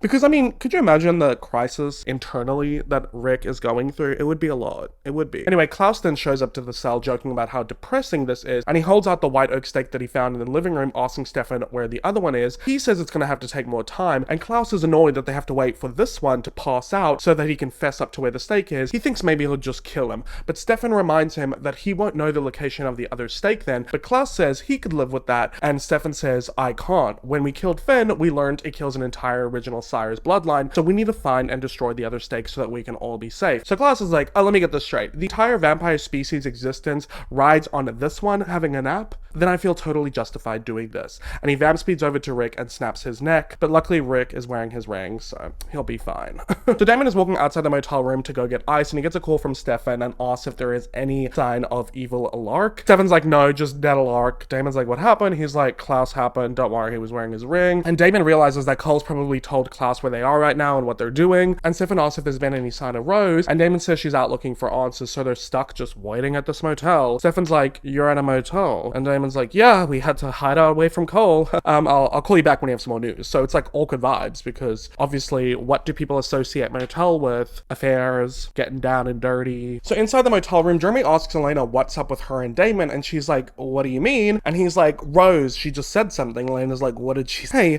Nothing's going on, what are you talking about? But then Damon comes into the room, interrupts this awkward conversation as he's brought some ice, and he says he's just gonna go freshen up. Back at the Michelson mansion, Rebecca asks her mother how she's dying when the witch Ayana preserved her body, and Esther shares that she was drawing her life force and her power from the Bennett bloodline, and when Abby died and was turned into a vampire, the connection severed, so her body has weakened. Rebecca's holding back tears, but she's still pissed, obviously, and says if you've come to spend your last moments with your loving daughter, you're gonna be disappointed. You should have spent less time plotting my death. Esther goes up to Rebecca and asks if that's what she thinks she's been doing this whole time, because really what she's been doing on the other side is looking over her for 1,000 years of joy and heartbreak. Her fights with Klaus, the night she cried herself to sleep calling out her name. Not a day has gone by where she wasn't right there with her. It's a really touching moment given Rebecca's struggle with having lost her mother and her family mess in general, but she asks her mother why try and kill her then, and Esther says because it shouldn't have been 1,000 years. No one should live that long. And Rebecca's crying, saying she hasn't lived at all. So Esther grabs her daughter's hands and says she's sorry, but then she starts shaking and falls to the ground. Klaus walks in shocked, asking what happened, and Rebecca's just standing there like, she's dead. Alrighty, good night, Esther, mummy dearest. Mama Original. So back to the Lockwood Cave, Caroline and Tyler are laying down on a sleeping bag, all naked after doing the deed, and she's like, we are going to do this in a bed one day, right? And Tyler promises they will once he figures out what to do about Klaus, and Caroline's like, tell him to suck it. You broke your Cybon, Tyler, now you don't have to deal with him anymore. And Tyler says he won't know for sure if it's broken until he tests it. But Caroline says that she thought that's why he was coming back to town, because he says he feels different, and he says he does. All he knows is he just turned about 100 times in the Appalachian Mountain, and he did this per,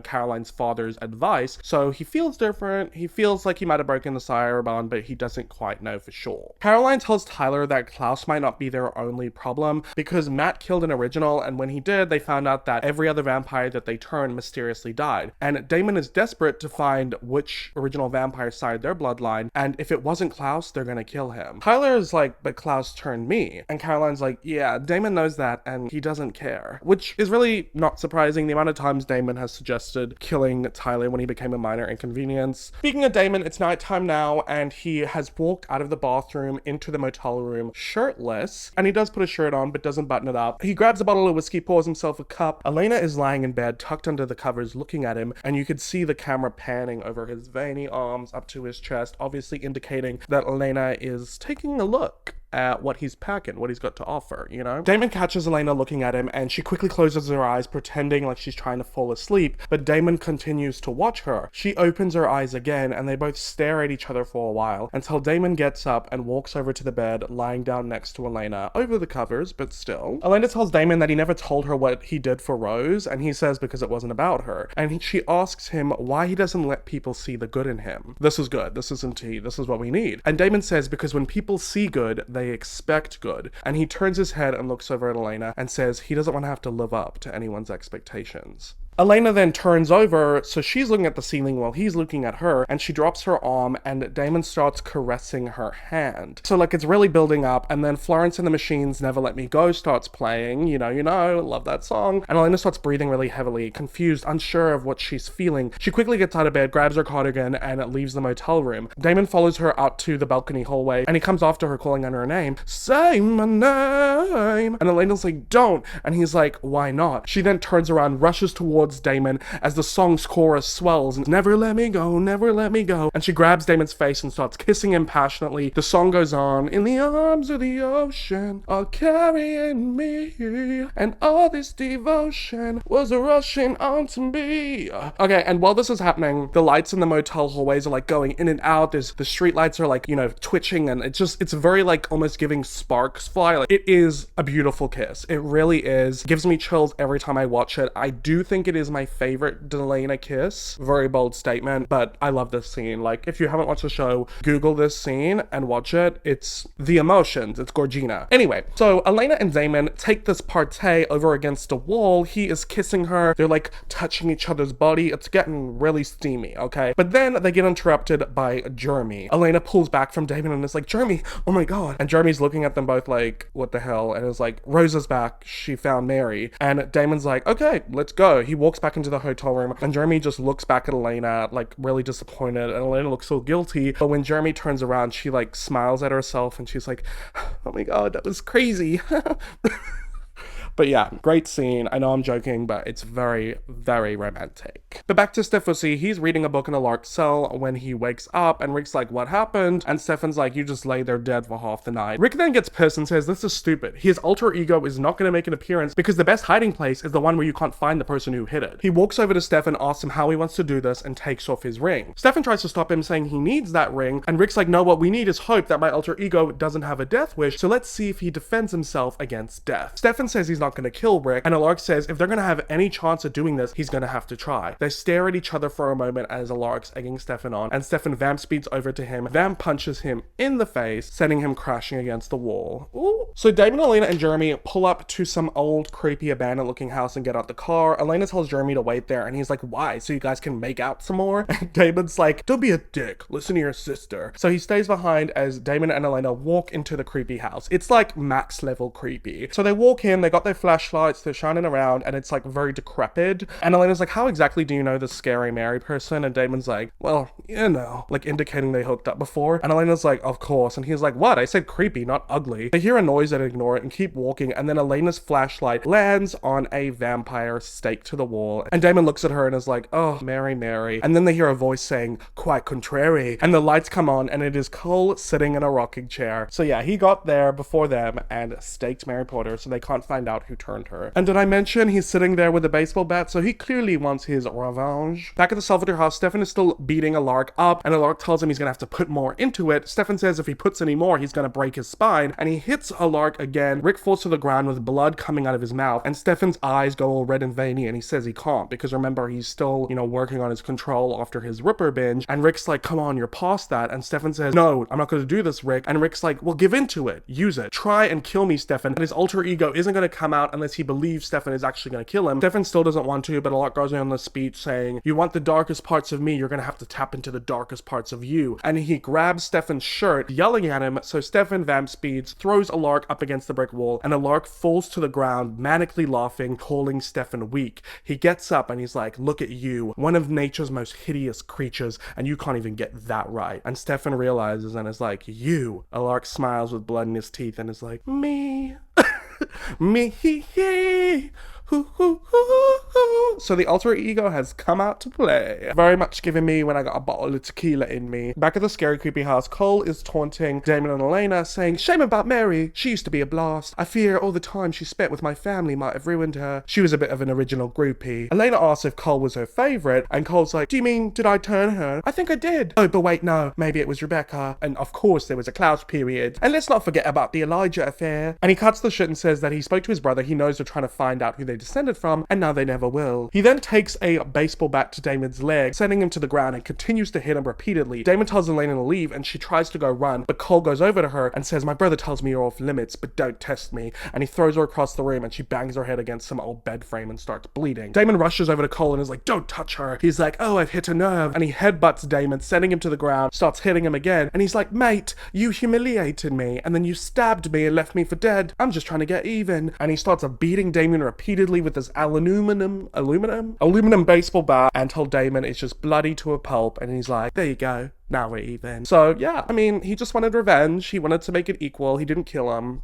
it is what it is. So back in the Salvatore basement, Stefan is asking Evil Alark where the stake is, and he's taunting Stefan, saying, "You're worse than I ever was, spineless and pathetic." Stefan asks him again, and Evil Alark goes on saying, "You're gonna burn." He doesn't answer, so Stefan grabs him, puts him in a chokehold, and says he's gonna kill him in 3, 2, 1. And then finally Evil Alark answers and says, "The stake is in the cave where no vampire can get in," and he starts manically laughing. It's actually a really great scene. Stefan knocks him to the ground and leaves the cellar, locking the door behind him. He goes up the stairs texting Damon about where the stake is, but when he gets into the main parlor room, guess who's sitting there but Rebecca and Klaus is like, "Well, no, that wasn't so hard, now was it?" So back with Elena, she's gone over to Damon to check if he's okay. He pops his shoulder back in place and caresses Elena's face, being like, "Oh, you're bleeding." Elena says she'll be fine, grabs Damon's hand and takes it off of her face and turns away from him. She's obviously confused, torn about her feelings, and Damon asks her, "What's going on here?" Elena's like, "Oh, what do you mean?" And Damon's like, "I mean this trip. Kissing me? What the hell is this?" Elena tells him how Stefan thinks that she has feelings for him. He asks if she does, and she stumbles over her words, but basically says she doesn't know. Damon gets pissed off, saying, "Oh, so I guess you thought that we could go on this little trip and it would help you figure it out, didn't you? Or maybe you were hoping I would just screw it up so I can make the decision for you. Am I wrong? Am I wrong?" And Elena's like, "It's what you do, Damon. You sabotage things. Think about it. Every time there's a bump in the road, you lash out." And Damon goes up to her and asks, "What if I didn't? What if there was no bump?" But Elena just looks at him, speechless, says nothing. And he's like, "Well, you know what, Elena? This time I'm not going to make it so easy for you. This time you're going to have to figure it out on your own." And he storms out. Now, let me talk about this. Anytime Damon has a fight with Elena, he lashes out. At the original ball, Elena and Damon had an argument. So what does Damon do? He attacks Cole in a public place, like during the ball, and then he sleeps with Rebecca, the person who tried to kill Elena the day before. Back in the season 2 premiere, Elena and Damon had an altercation because Damon had just had an altercation with Catherine, who told him that she never loved him and it was always going to be Stefan. And then he goes over to Elena's room being like, "Be honest about your feelings, blah, blah, blah." And he tries to force himself on her and kiss her. And she's like, "No, Damon, I care about you.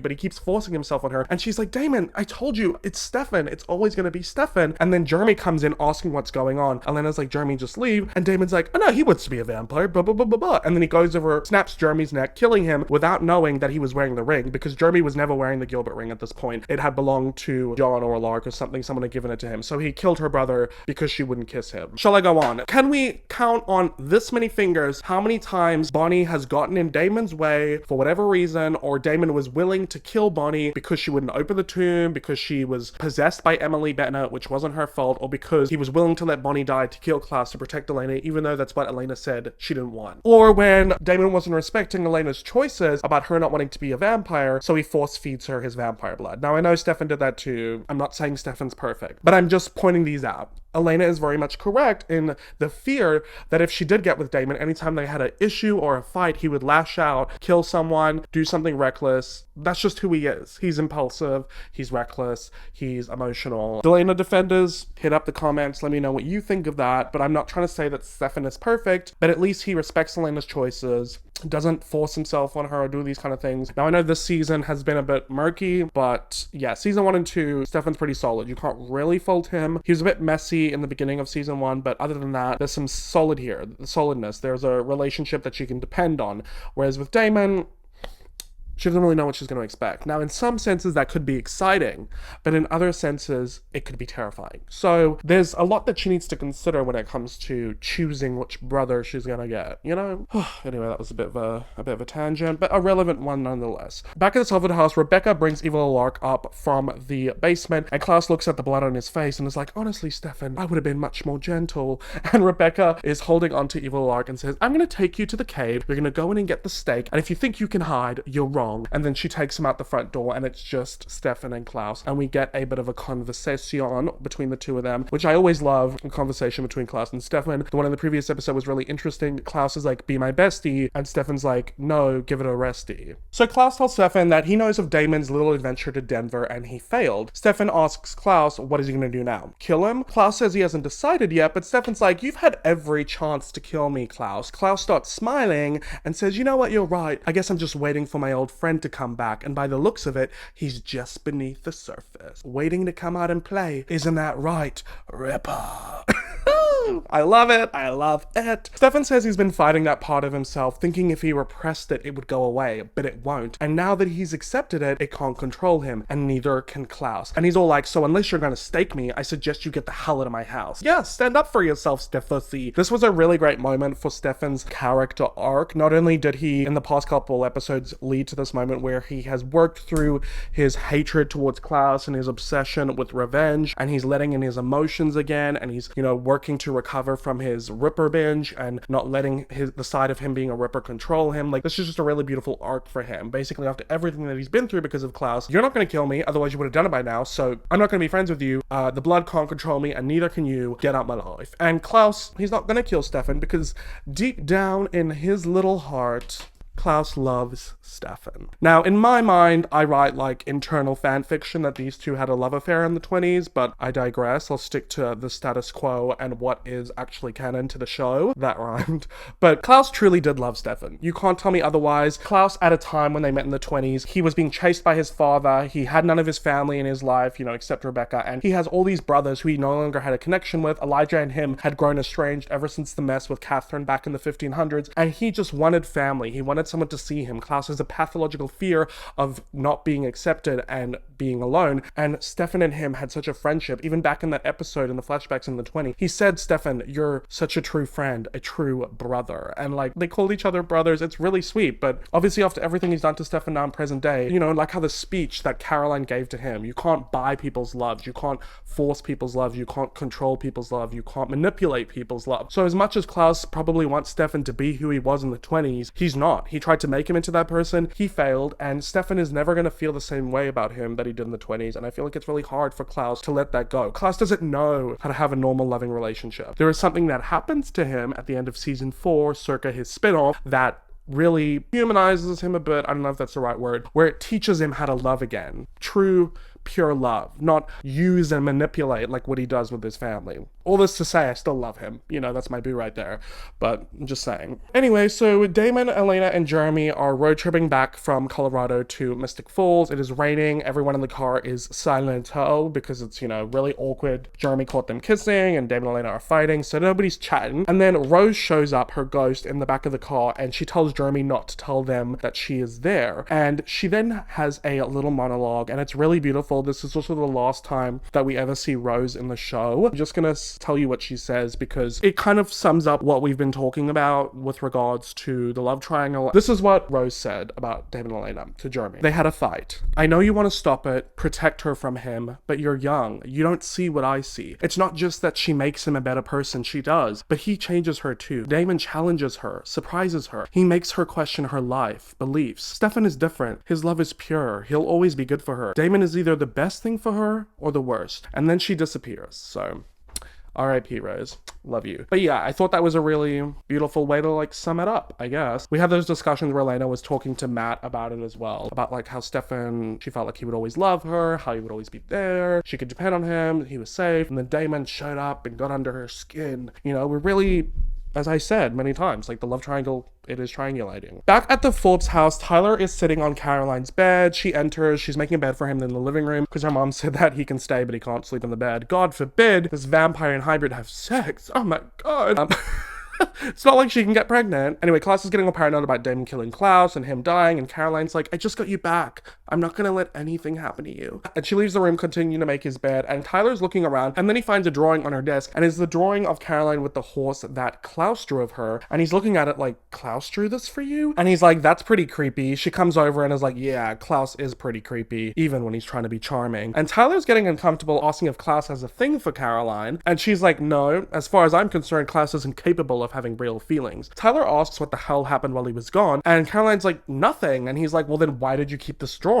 And she nervously laughs and is like, well, I don't know. And Tyler's like, you know what? I'm gonna find another place to sleep tonight. He hands her the drawing back and leaves, and she calls out for him, but he doesn't stay. Trouble in paradise. Why did you keep the drawing, Caroline? Is there a part of you that secretly does like Klaus, but you don't want to admit it because obviously you're a good vampire and he's a bad vampire? Another thing we'll get into more in season 4. But Trouble in Paradise on the Tyler and Caroline front. Clap if you care.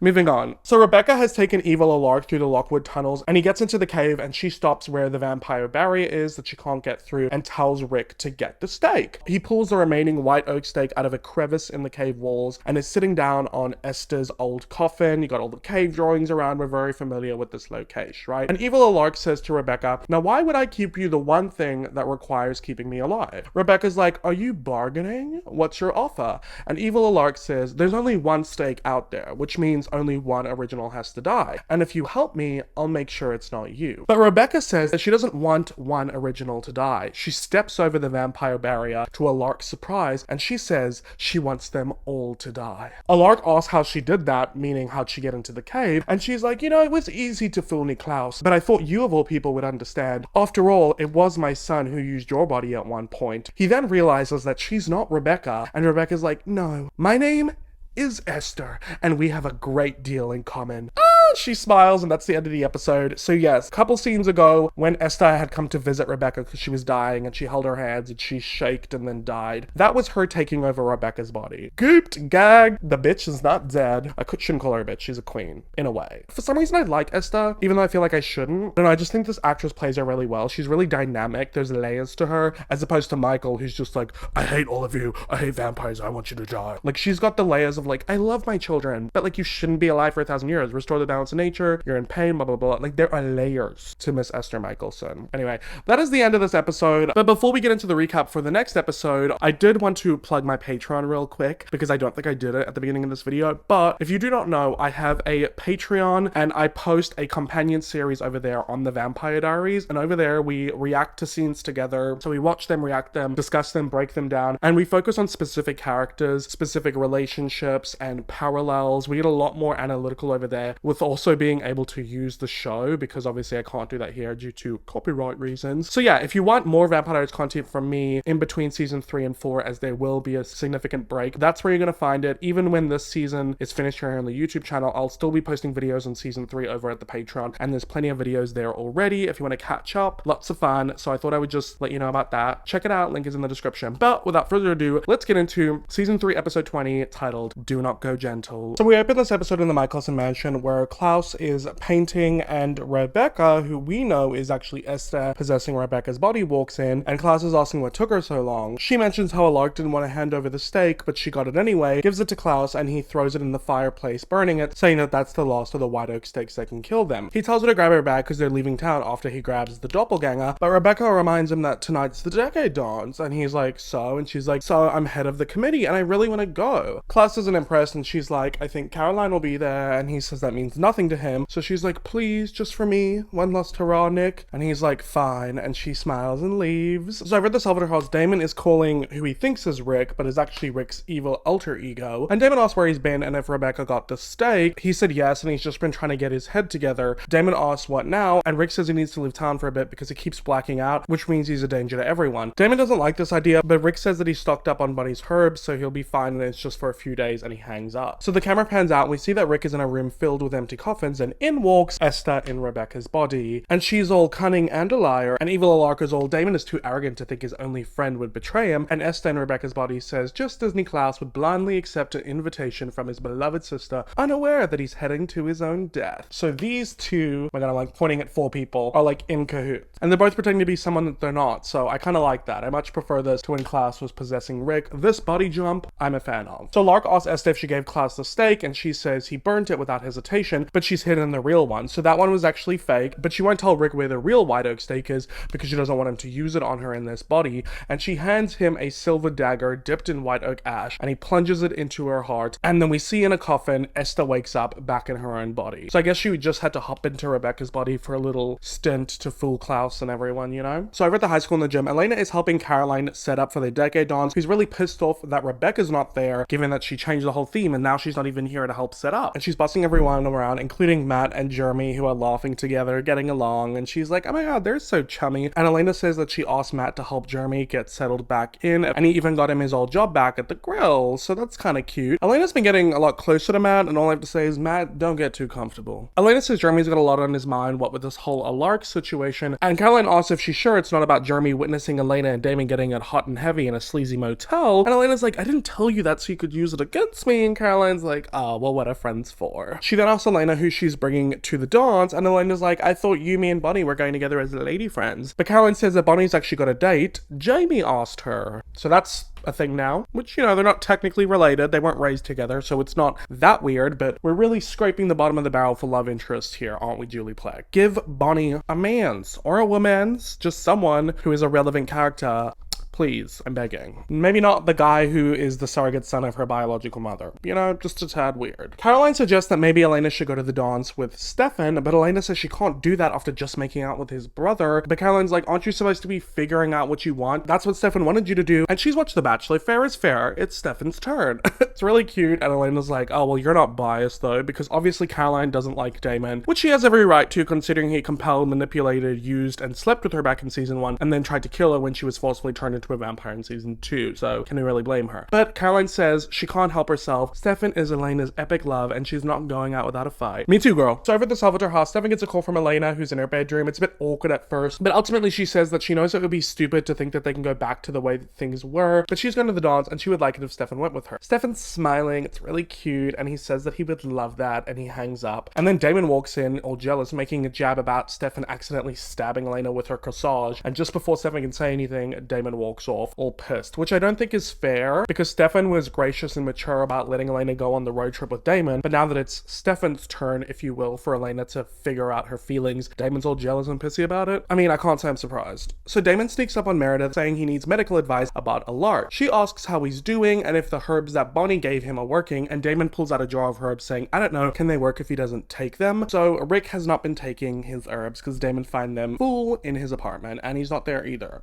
So now suspicion around Rick is starting to arise. Speaking of Rick, or should I say evil Alark, we see him walking with Esther at the cemetery in the woods, asking why they're there, and Esther informs him that this is the location where Klaus tore her heart from her chest. Therefore, the violence of her death has marked this location for all time, and she can use it to channel her power. She walks into a tomb in front of a bowl, asking Alark for his ring. He's hesitant to give it to her, considering it protects him from death, but she tells him that he'll have all the protection he needs, but the stake will burn up in the body of its first victim. Remember how when Finn and Michael were staked with a white oak stake, it burned up with their bodies, and if he is to kill all of her children, she needs to bind the protective magic of his ring to the stake, rendering the white oak stake indestructible, so that it cannot be destroyed. That's some pretty slay lore. I do like that. So Rick gives Esther his ring, she drops it into the bowl and starts chanting a spell. Flames burst up from the bowl as the ring melts, and Esther stirs the white oak stake into it, lifting it up, and the metal from the ring starts to pour and wrap around the stake, kind of like veins, and she holds it up between them, finishing off by saying, the ultimate weapon for the ultimate hunter. And yeah, I just love this. I think it's so cool how she took the power of the ring and fused it with the stake so that it wouldn't burn up in the victims, and it's truly indestructible. I think that the way that the lore is fitting together is just really beautifully done. Writers, you slayed that. You really did. So over at the Gilbert house, Elena is finishing getting ready in her 20s flapper outfit. So now from season 1, we had the 50s at the Decade Dawns. That's the one where Elena was like being stalked by that tomb vampire who liked Catherine. And then season 2 was the 60s Decade Dawns. That's the one where Klaus was possessing Alark's body and tried to kill Elena, but ended up thinking that he killed Bonnie, remember? So that's why this season was supposed to be the Decade Dawns for the 70s. Obviously that's what Caroline was planning, but then Rebecca changed it. I like how we have like the Decade Dawns every season. It's really fun. So yeah, she's adorned in her 20s flapper dress, answers the door, and there's Stefan in a tuxedo. They're smiling at each other, and she says he looks very dapper. He says that she looks beautiful, and he gives her her corsage, pinning it to her dress, and they kind of like smile at each other. It's really cute. It's giving me like that nervous energy that we got in the beginning of the show when they first started dating, you know?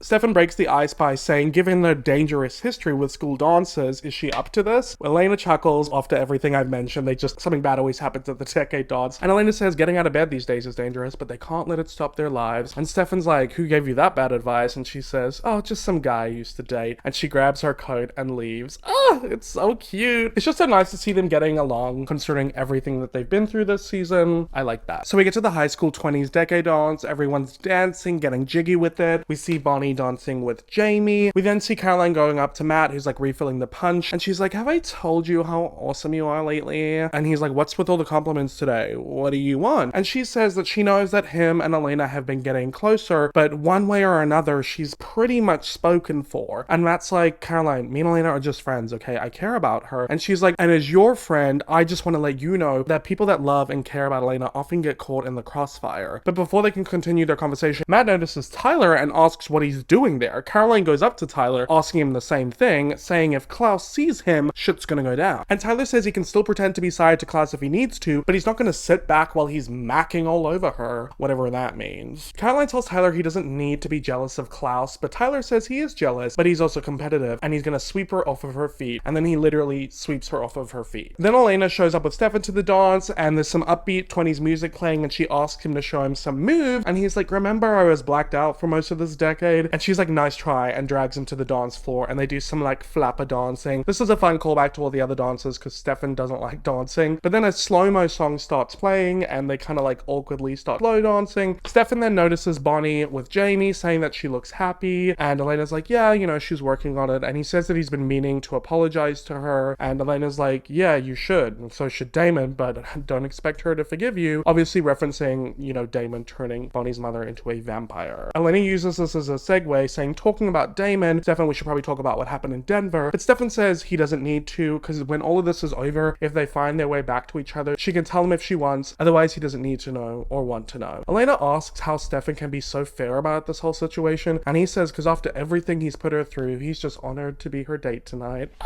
He's so cute. I'm so glad the old Stefan is back.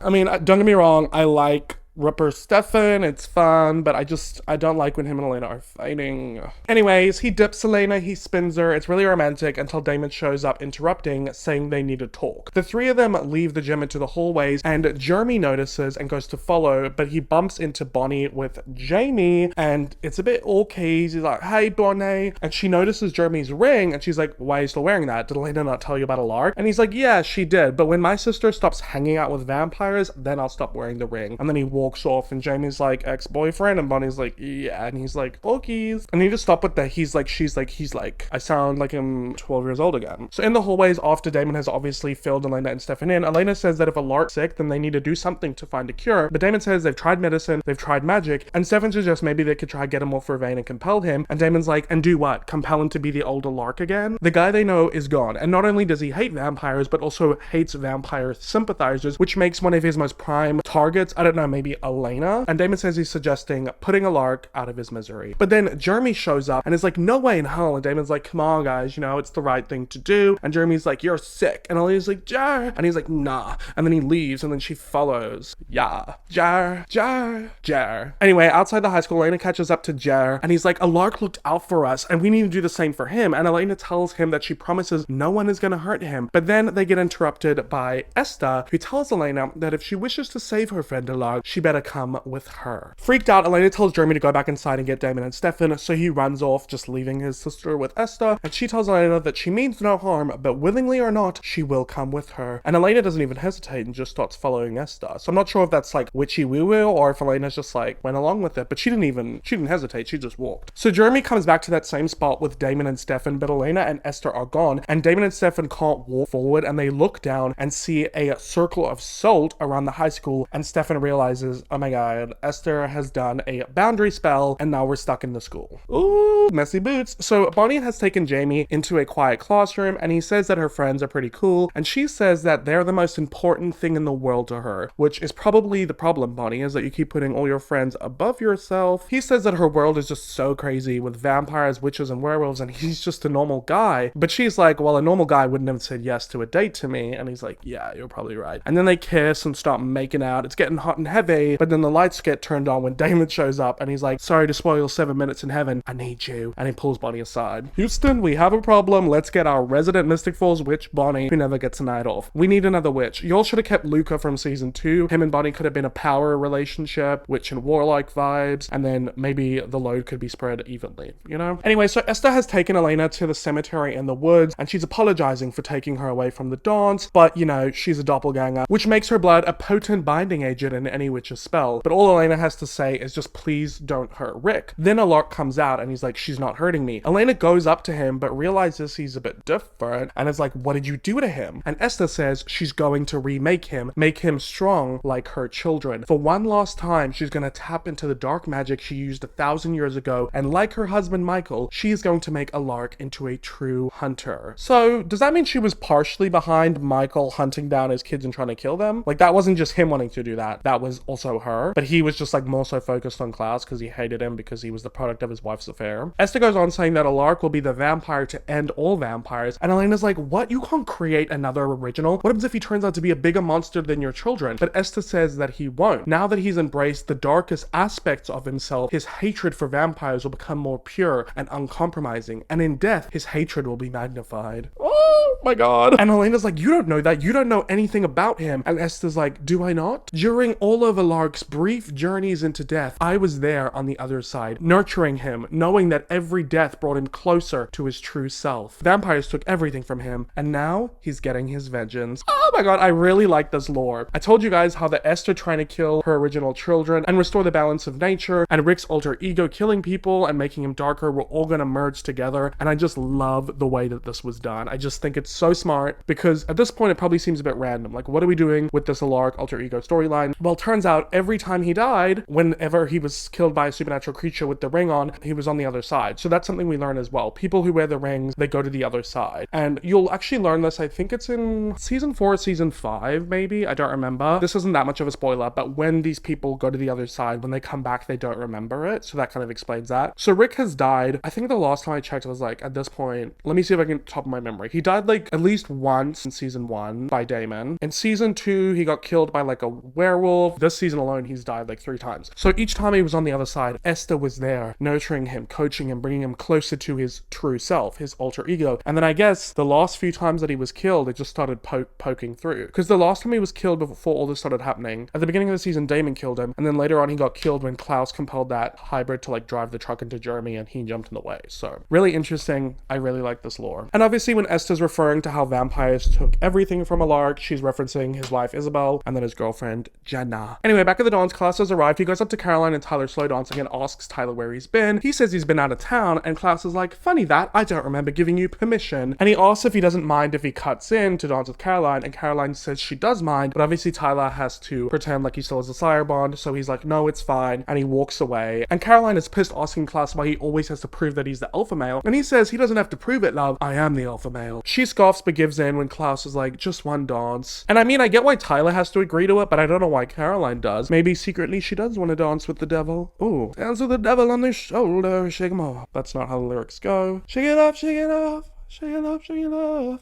Ooh, oh. And it's hard to dance with the devil on your back.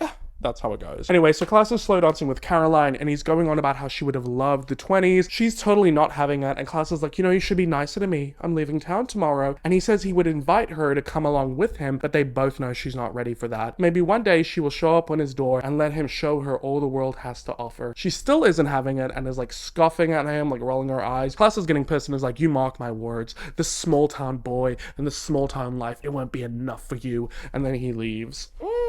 He ain't giving up. Never gonna get you. Stop singing. Stop. Whoa, whoa, whoa, whoa.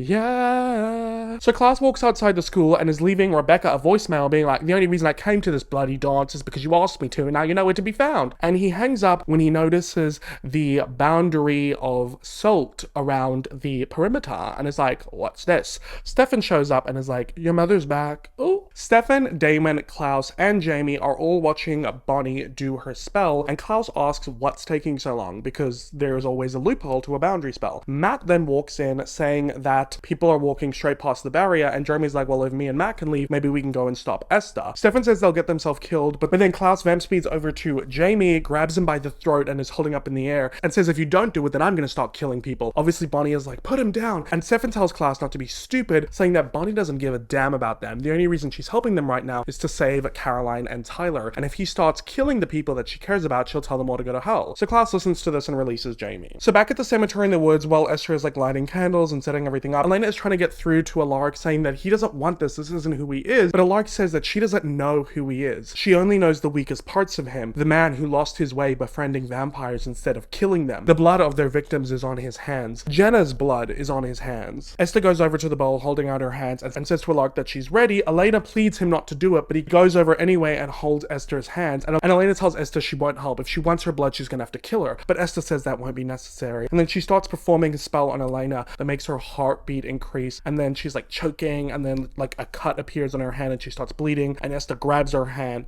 and the blood pours into the bowl. And she tells Rick to drink Elena's blood, and so he does, and then Esther stabs him in the heart and he dies. Oh! So we will put a temporary X on him. So she made him transition into a vampire without vampire blood. It's with Elena's blood. I know she's like doing a spell that's supposed to be the same as her kids, but now that I think about it, how?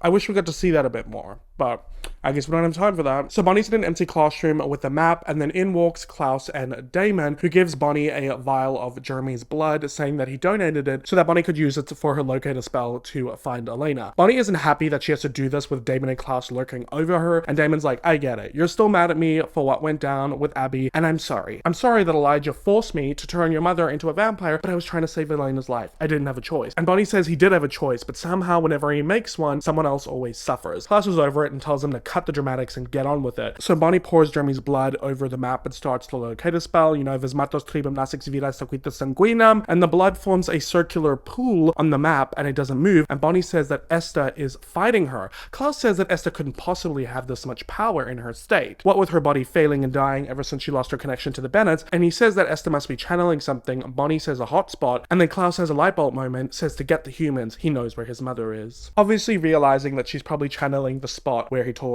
her heart from her chest 1,000 years ago. So yeah, just as a reminder, Mystic Falls is built on top of the land where the original family moved to from the old world to the new world in 1,000 years ago. This is all explained in season 3, episode 8, when Rebecca explains her family's backstory to Elena. Anyway, so back in the gym at the dance, all the students have left, like the dance is over, and Caroline is there with Tyler because obviously they're stuck in there, all vampires are stuck in there, and she's trying to be really optimistic, saying best case scenario, Klaus kills Esther and everything's okay, but Tyler suggests maybe they should let Esther kill Klaus, and Caroline's like, how could you say that? And Tyler goes on saying it would be an option if they knew that Klaus wasn't the one who sired their bloodline, but obviously this means that he would die. Caroline is just so shocked that he would say this, but he yells saying that he's angry. He says this because he hates Klaus and he wants him gone, and he should have never let him dance with Caroline. And she's like, what were you supposed to do? He can't know that you're not sired to him, Tyler. And she sits down with him, comforting him, saying it doesn't matter how many times she dances with Klaus, she loves him, and she kisses him.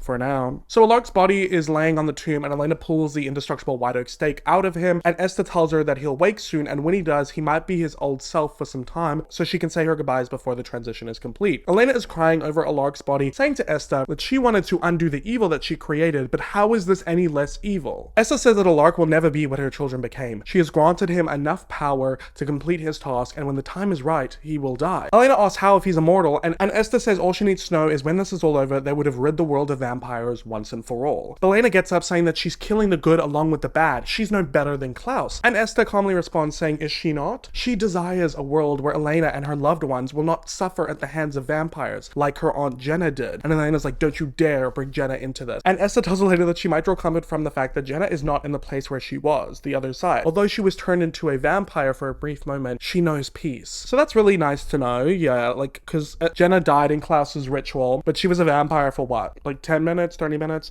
So yeah, she is not stuck on the other side like the rest of the vamps. She's at peace, which is all any of them can hope for, Esther says. And I think the reason this might be the case is because Jenna never actually killed anyone. So that's probably why she remains pure. Anyway, Esther then hears a noise and walks outside, and she sees Jeremy and Matt pointing a rifle and a crossbow at her. And they're like, let Elena go, where is she? And Esther's like, how foolish of you to risk your life in the defense of those who will kill you. But if that is what you wish, so be it. And she uses her magic to force Matt and Jeremy to point their weapons against each other. And they're both like, put down your gun, put down your crossbow, but they can't. And before they can shoot each other, a lark comes out, stabbing Esther in the back from behind, and she falls to the ground. So Esther is officially dead, and a lark is back to life. So let's take that X and put it over there. R.I.P. Esther, I think you were a good villain. You came to slay. That's all I can say.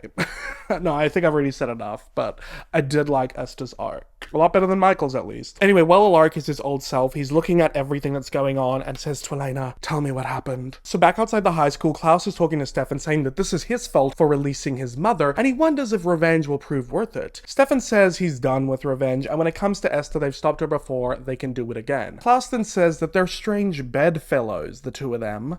Yeah. Whatever that means. And he says that this reminds him of their time in the 20s. Stefan scoffs like, you say that like it's supposed to be a good thing, and Klaus smiles and says, there were moments, real friendship, brotherhood. And it's oddly sweet. Once again, Klaus loves you, Stefan. Can you feel the love tonight? Anyway, but then Damon comes out and is like, he's already got a brother, not to like be tutorial or anything. And Klaus is like, ah, yes, the Salvatore brothers and their unshakable bond. I wonder when Elena finally makes her choice, will you shake a little bit? Will you tremble? But then Bonnie comes out saying that she's broken the boundary spell, and Klaus vamp speeds away. Stefan thanks Bon Bon, but of course she tells him she didn't do it for them. So back at the cemetery, Jeremy goes into the tomb to talk to Alark and Elena, and he tells them how Damon is there, and Klaus came by to pick up Esther's body, but he doesn't know about what she was trying to do, just that she tried to turn Alark into a weapon and failed, and she doesn't know about like the stake either, so at least they got that on their side. Alark then takes a deep breath and tells Jeremy that he's not going to go through with the transition because his dark side was dangerous enough as a human, he can't risk being a vampire. Jeremy looks at Elena, who looks down, doesn't respond, so Alark has clearly told her his plans, and Jeremy's like, what? So we're just supposed to lock you up and let you die in this tomb? Rick doesn't respond, and Jeremy gets upset saying they can't, and Alark tells him it's the right thing to do after everything that he's done. Maybe he had it coming. Jeremy goes to leave and Elena stops him, and she tells Alark this isn't his fault, but he tells them not to make this any harder than it needs to be, they should just go. Damon's here and he'll make sure it goes down the right way. Jeremy is just pissed off and he starts to leave, but Rick stops him and Jeremy's like, no, don't give me some bullshit speech about being the man of the house. And Alark tells him, okay, I won't. And he gives Jeremy a hug, and Jeremy just walks out without looking back really fast. And Be Still by The Fray starts playing. Be still and know that I'm with you. Be still and know I am. Okay, let's be serious. Let's be serious. Elena's eyes are welling up with tears, and she says this is all her fault. Rick moved out. She gave him his ring back. He didn't want to be any part of this, and she forced him to stay back and take care of them. But Alark tells Elena not to do that because taking care of her and Jeremy was the closest he ever came to the life he always wanted. That's so beautiful. And he hugs Elena as she cries into his arms. And they both go outside the tomb where the whole gang is waiting. Elena walks over to Stefan, who's next to Damon. The camera pans, we see Caroline with Tyler, Matt with Bonnie, and then Jeremy. And then the camera stops on Meredith, who's crying. Alark tears up a little bit, smiles at them all. It's really cute. But then he goes back into the tomb and closes the gate. So everybody came to say their one last goodbyes. So over at the Michelson mansion, Klaus is in a room with 5 coffins. He pulls the dagger out of Rebecca's body and goes to talk to Esther's dead body, yelling at her, your trap failed, mother. I live and I will go on living. Let your beloved spirits try to preserve you again. I dare you to come after me. I will build an army so big no one will ever touch me. My survival will haunt you through eternity. You will not destroy me! So, yeah. Gotta love it when Klaus has a man to auntie. I actually do love it. That's not being sarcastic. I really quite enjoy it. I think it's funny. And also, Joseph Morgan, just great actor. Love it, love it, love it, love it. So Bonnie and Jamie enter her home. She thanks him for the ride and tells her that she knows that there's nothing she could have done. And she's like, yeah, but it doesn't make it any easier. Jamie thanks Bonnie for protecting him, and Bonnie starts to cry, saying apparently it's what she does. He tells her that she's pretty amazing, and she says sometimes she thinks she'd rather just be ordinary. Oh! It's so sad because everyone expects so much from Bonnie, and you can think of how much this weighs on her, especially in times like this where she can't save the day, you know? And Jamie recalls that Bonnie's dad, who we haven't met yet, Julie Black, is out of town and asks if she'll be okay being alone, and she says she doesn't think she will. He hugs her. And during this scene, the song Medicine by the band Daughter starts playing, and this song always gives me chills. It's so hauntingly beautiful. Every time I hear it, it gets stuck in my head. It's, you've got a beautiful heart and a beautiful mind. It's all irrelevant.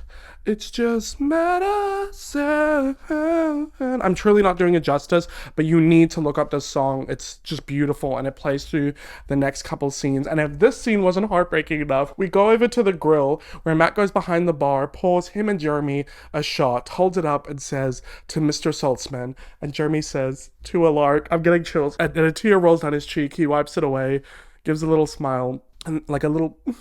And then another tear rolls down his face because he's trying to hold in his emotions because, you know, toxic masculinity, men can't feel their emotions. It's just such a beautiful scene, and seeing Jeremy just hold it in like that, it breaks my heart. And then to break my heart even more, because I can never get a break on this show, we cut to the high school where Elena is in Alarc's old classroom and she is cleaning up all of his weapons, and Stefan comes in and tells her that they can probably wait till tomorrow to do this. But Elena's like, no, I'd rather get it done now. She's frantically packing up his weapons, and she's like, I don't want some janitor to clean out the dead history teacher's office tomorrow and find out he's a retired vampire slayer. Stefan's trying to stop her because she's like getting all frantic and like starting to be like panicking, and Elena's like, no, Stefan, I can't think about how me and Jeremy don't have any family left, or that we've lost yet another friend. I just can't think about any of it. And she's like hyperventilating, and Stefan goes up to her, holding her, saying, Elena, I want you to come with me. She's like, I'm not done. And he's like, please. So he grabs her hand, takes her into the empty gym where the dance was. And this is a really beautiful scene, you guys. I love this scene, okay? Once again, really rounding out Stefan's arc for the season. And he tells Elena, we were in this gym the night Klaus compelled me to turn my feelings off. I thought I hit rock bottom in the 20s, but after I bit you, I never wanted to feel anything again. But someone kept telling me it's okay to feel, no matter how much it hurts, that our emotions are what make us human, good or bad, to never lose hope. And Elena wipes a tear from her face and says, who gave you that awful advice?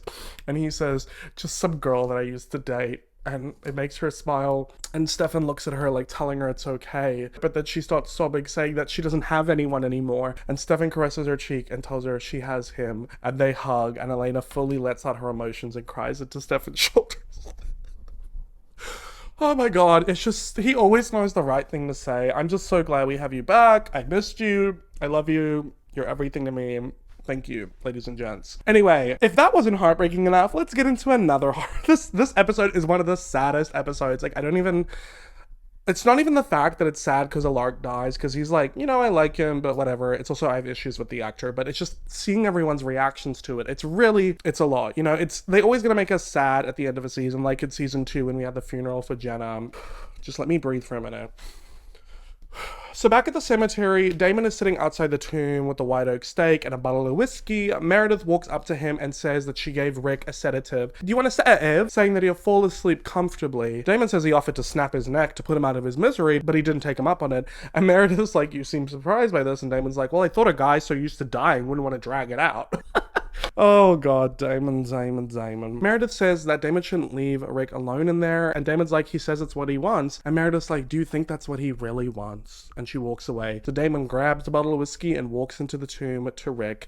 He sits down next to him. Rick's on the ground, slowly breathing. Obviously he's dying. He's got the sedative that's like, you know, gonna put him to sleep. And Rick asks Damon if this is the part where he's gonna give him a dream about rainbows and rolling green hills, obviously referencing the dream Damon gave Rose. And he's like, hey, I told you that when I was drunk. And Rick's like, and I told you I would use it against you. It's really sweet. And they both laugh, and Damon's drinking, and he finally apologizes to Alarc and says, I'm sorry for killing you twice. And Rick laughs, saying, it takes me actually dying to finally get an apology out of you.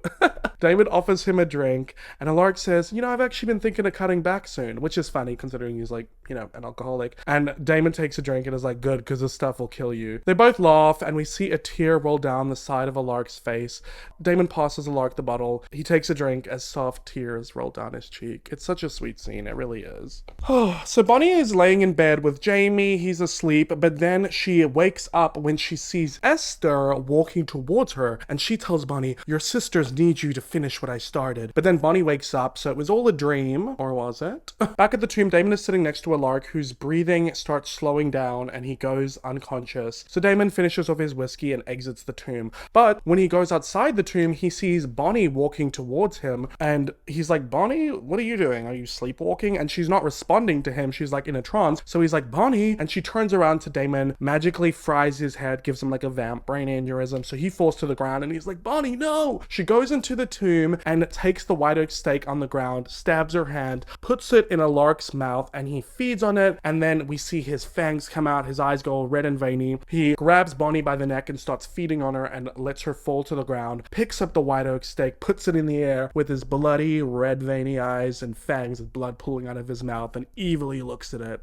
So yes, now Alark, or his alter ego at least, is a vampire. So this Alark, the Alark that we knew, is now dead. So RIP to the man you used to be. And then we also need to make some adjustments over here. So give me a sec while I get my little stickers. So not only is the evil Alark, which I wish in hindsight, I wish I wrote something else there besides Mystic Falls serial killer. It sounds kind of dumb. But yeah, he is now a vampire. So I've got a little vamp symbol there. But he is also now has the same strength as an original vampire. So he's got this symbol going for him as well. And that is the status of things at the end of season 3, episode 20. As you know, like the titular episode, the episode before the finale is always like super action-packed, as is the finale. But as you know by Vampire Diaries history, we have a lot to get into in the final 2 episodes of season 3. So let's get into season 3, episode 21, titled Before Sunset. So this episode begins the morning after the school dawns, and it's like obviously like a weekend or something because no students are there, and we see Alark, obviously the evil Alark, in his classroom alone, and he is swirling around the indestructible white oak stake, looking around, being a little creepy, and then he hears a noise, and we see that it's Caroline in the hallways on the phone to Tyler. She's all like, what do you mean you're ditching my cleanup committee? And he says that Klaus is leaving town and asked him to help pack boxes, and she's all, since when did being a sirebond mean a moving slave? And he's like, well, you know, he can't know that I'm not sired yet. So, and they both say they love each other and hang up. And Caroline walks into the cafeteria where she sees Rebecca cleaning up alone, and she asks where Matt is. Rebecca says that he had to ditch because he got called into work last minute, and Caroline's disappointed that it's just going to be the 2 of them on cleanup committee. And we get another blondie off because Rebecca's like, you could have been on time. Cleanup committee started at 8, and Caroline's like, it's 8:02, and she's like, precisely. I managed to be on time and I didn't even get to attend the dance that I organized, which is so sad. Not only did Rebecca not get to go to homecoming because Elena stabbed her in the back with the dagger, that would have been her first time going to a school dance in her whole life, but now she missed out on the decade dance because her mother took over her body. Anyway, after some awkward silence of like cleaning things up, Caroline tells Rebecca that she's sorry for her mom's death. Like, even though she knows she hated her and whatever, like, she's still sorry. And Rebecca awkwardly says sorry to Caroline for having lost her teacher, saying he seemed like a good guy. And then Rebecca says she's gonna leave and get started on the gym, but when she goes into the hallways, Alark shows up and she's like, you're supposed to be dead. And he's like, I am. And then he vamp speeds towards Rebecca, pins her against the locker, and tries to stab her with the white oak stake. But then Caroline shows up, flipping him around and stabbing him with the white oak stake. Caroline and Rebecca just stare at him as he pulls the stake out of him. He doesn't die. They both freak out and run off. And Caroline goes to the parking lot and is like fumbling with her keys trying to get into her car. But then she sees the reflection of Rick in her car window, and he smashes her head against the car, knocking her out and dragging her into the school as his skin is burning and sizzling in the sun, and Rebecca watches from the parking lot. A lot we just went through there, but can I just say, it really irritates me sometimes in the show when it's just so obvious that the vampires should just use their vampire speed. One of their powers should just speed off. Like, why was Caroline faffing around with her car keys trying to run away in her car? Girl, just run with your feet. You're a vampire. It just seems silly, but I digress. Now Alark has gotten Caroline, and now that he's a vampire, he doesn't have a daylight ring, so he's stuck indoors, okay? So over at the Gilbert house, Elena and Jeremy are painting Alark's old bedroom when Stefan comes in. He's like, don't you guys think that maybe you should try to do this another day? But Elena says they gotta keep moving because if they stop, then they're gonna think about it, and they don't want to think about it. And Stefan offers to give them a hand. Elena smiles at him. It's a little cute. And Jeremy's like, so what's up? Are you guys back together now? And Elena stumbles over her words like, no, Jeremy, sir, no, like, it's not like that. And Stefan says he just wanted to come and check on them, see how they're doing. And Jeremy's like, we're fine. But you know, if you're trying to be the good guy again, the least you could do is just give us one day without any vampires. Elena gives Jeremy a stern look and he's just like, ugh, whatever, and leaves the room. Elena says he didn't mean that, and Stefan's like, yeah, he did, but it's fine. He then hears a doorbell ring and he goes downstairs to answer it, and it is Damon at the door with Bonnie in her flapper's dress from the night before and a vampire bite on her neck that is still bleeding, and he's all, we have a problem. Over at the Michelson mansion, Klaus is packing up his things when Rebecca comes in, telling him that Alark Saltzman is alive and he just tried to kill her. Klaus is confused by this because he obviously thought he was dead, and Rebecca tells him about how their mother turned him into a vampire and he has a white oak stake that can't kill him and he's strong, too strong. Klaus remains calm, asks where he is, and Rebecca says he's stuck in the school without a daylight ring, but the second the sun sets he's coming after us, we need to leave. And Klaus is like, alright, I'll just go pick up Elena and then we can go. And Rebecca's like, forget about Elena, you don't need any more stupid hybrids. And Klaus is like, no, what I need is protection from Esther's continued assaults against us. But Rebecca tells him they can protect each other like they always have, but Klaus says that he's not leaving town without Elena. Rebecca tells Klaus that he can either walk out now with her or he's on his own, and he just stays silent and doesn't move. Tears start to well in her eyes and she tells him, fine, trust your hybrids over your family, let your spite be the death of you. So Rebecca and Klaus are having another tiffy. So what's new? So over in the Gilbert house kitchen, Stefan is talking to Damon and Bonnie, asking how any of this happened. How did Rick turn when Damon was supposed to be watching over him? And Damon's like, don't blame me, blame Bonnie, the blood bank, she's the one who fed him. And Bonnie says she had no idea what she was doing, she didn't have a choice. The witch spirits led her there, they wanted Rick to feed and turn. Stefan asks where the stake is now, and Damon's getting all stressed, like, oh, you mean the white oak stake that could kill an original and wipe out an entire vampire bloodline, possibly mine? I don't know, why don't you ask Bonnie? And Bonnie's all, if you're so mad at me, why did you feed me your blood to save me? And Damon's all, because I do stupid things, like let my best friend die with dignity when I should have just killed him myself. Stefan gets back on track, asking how they're gonna kill Alark now, and Bonnie says she's been thinking about that because a witch can't make someone truly immortal. Nature always has to have a balance, there has to be a loophole. And Damon's all like, okay, so what's the witchy workaround? And Bonnie says that's the problem, she doesn't know. So upstairs while Elena is painting, she's shocked to get a phone call from Alark, thinking it's a prank call, but when she answers it, it is actually in fact him. Well, sort of, his alter ego. And he tells Elena that he's at the high school, he has Caroline, and if Elena wants her to live, she needs to come meet him there right now alone. And if she tells anyone where she's going, he'll kill Caroline. And he hangs up the phone, and Elena is like freaked out. Not only did she just find out that her guardian, who she thought had died, is actually alive, but he is now stuck in his evil alter ego and threatening to kill her besties. So really picking up the stakes here. So downstairs at the Gilbert house, the doorbell rings, Jeremy goes to answer it, and it's Klaus. He's like, what the hell are you doing there? And then Stefan shows up asking Klaus the same thing. Klaus is like, well, for starters, young Jeremy here could show me a little manners by inviting me in. And then Damon shows up like, that's not gonna happen. Him and Stefan standing in front of Jeremy, protecting him, and they tell Jeremy that he needs to go to his room. Jeremy's like, no, I don't want to go to my room. And Damon's like, now. So he does. And Klaus laughs to himself like, poor lad, he just lost one questionable father figure to be replaced by the likes of you two. And Damon's like, about that, referencing Alark, and Klaus is like, oh yes, I know all about my mother's little creature, that's why I'm here. I'm leaving town, just gotta pick up a few road trip essentials, you know, spare tires, snacks, doppelganger. And Damon's like, well, we can't help you with that. And he shuts the door in Klaus's face to his dismay. Stefan then calls out the stairs for Elena, doesn't get a response, so he walks up to look for her, and Klaus is in the front yard, pacing back and forth, being really pissed off that he can't get in. He's like, guys, I just want to join the sleepover, let me come in and have fun. He then picks up a roll of newspaper off the porch, smiling to himself. Stefan gets up to Alark's old room and asks Jeremy where Elena is, and he's like, I don't know, she was just here a minute ago. So he rushes back downstairs where he bumps into Damon and tells him that Elena's not there. Then Bonnie comes in and asks what's going on. They update her, and Damon looks out the blinds at Klaus, saying Klaus wants in and we gotta keep him out. And we can see Klaus pacing forth on the front yard, and then he rolls the newspaper up tight, hurls it at the window, and Damon tells everyone to duck, and they do. The newspaper comes crashing through the window glass, shattering everywhere. So now Klaus is like giving big bad wolf energy, like, you're not gonna let me in your house, I'm gonna blow this house down.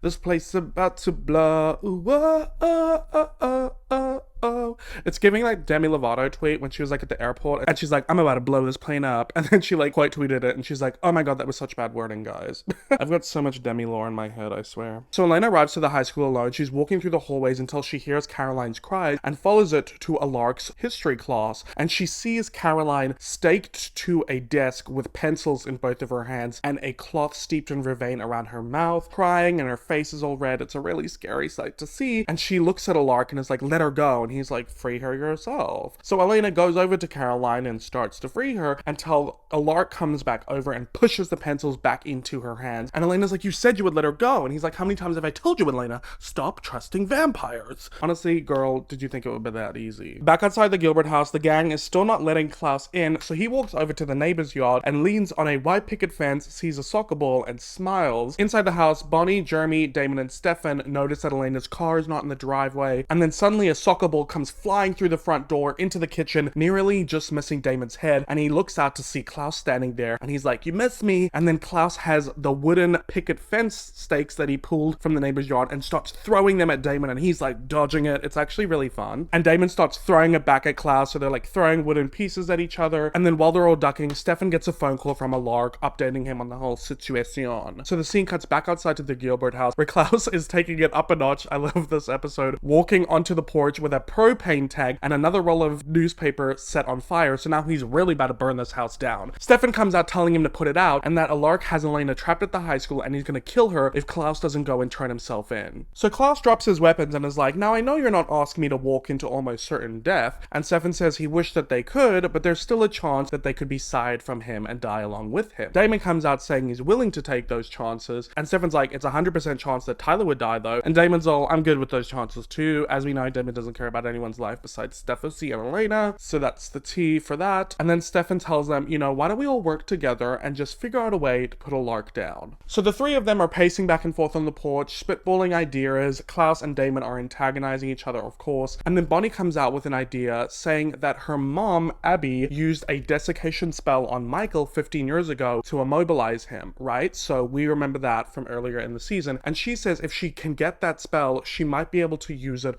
on Alark. Klaus says that her words, if and might, don't inspire much confidence, but Bonnie says that she can get the spell. But even if she does, they need a lot of vampire muscle to take him down, including Klaus. That was such a fun sequence of like Klaus and Damon throwing stuff back and forth in the house. That was quite literally hilarious. But what doesn't actually make sense now that I think about it is the next episode is set a day after this episode and the damages in the house were just magically repaired. I don't know, maybe one of the vamps compelled a construction worker to fix it. So back at the high school, Alark, I'm just gonna point to both of his pictures, whatever is more convenient. He dips that cloth that was in Caroline's mouth in a beaker filled with vervain, and the skin around Caroline's mouth is really raw and she's begging him not to put it back on. Elena tries to stop him, but he pushes her back to sit down and wraps the cloth around Caroline's mouth as she screams, saying that this keeps the vervain in her system. Each breath is like inhaling razor blades. Ooh. When he finishes placing it back on Caroline's mouth and she cries out in pain, Elena asks why he's doing this, and Alark says to make it easier for Elena to put Caroline out of her misery. Elena's like, what? No. And Alark's like, isn't this what you wanted, Elena? All the training I gave you to teach you how to kill a vampire? You can get stronger. You could be a hunter like me.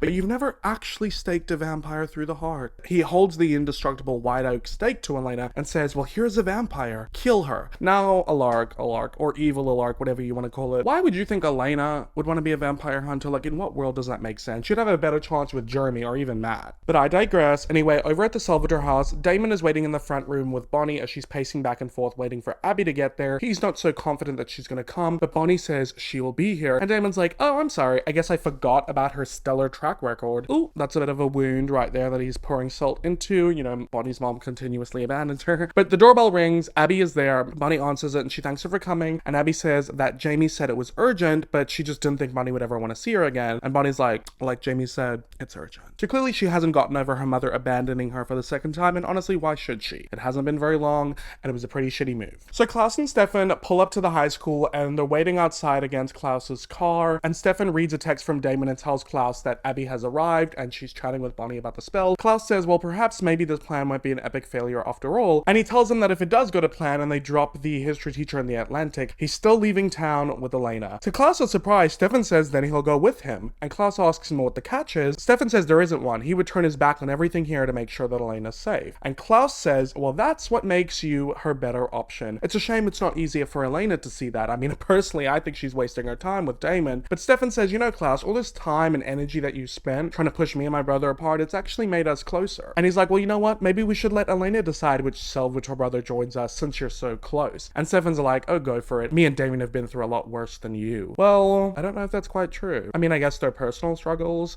after the whole becoming a vampire, eternity of misery, all that kind of stuff. But yeah, Klaus loves loves the love triangle tea. It's really quite funny.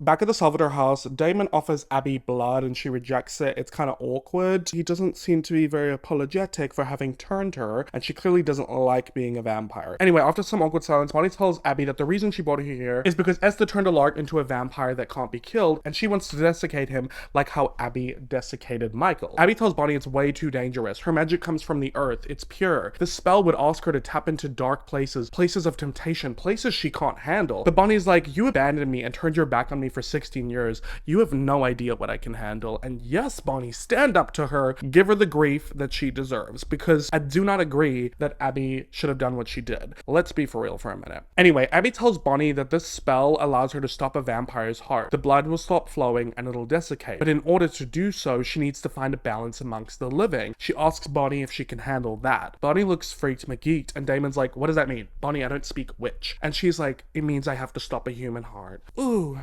Run away, heart. Keep on running, keep on running. Who do you think you are?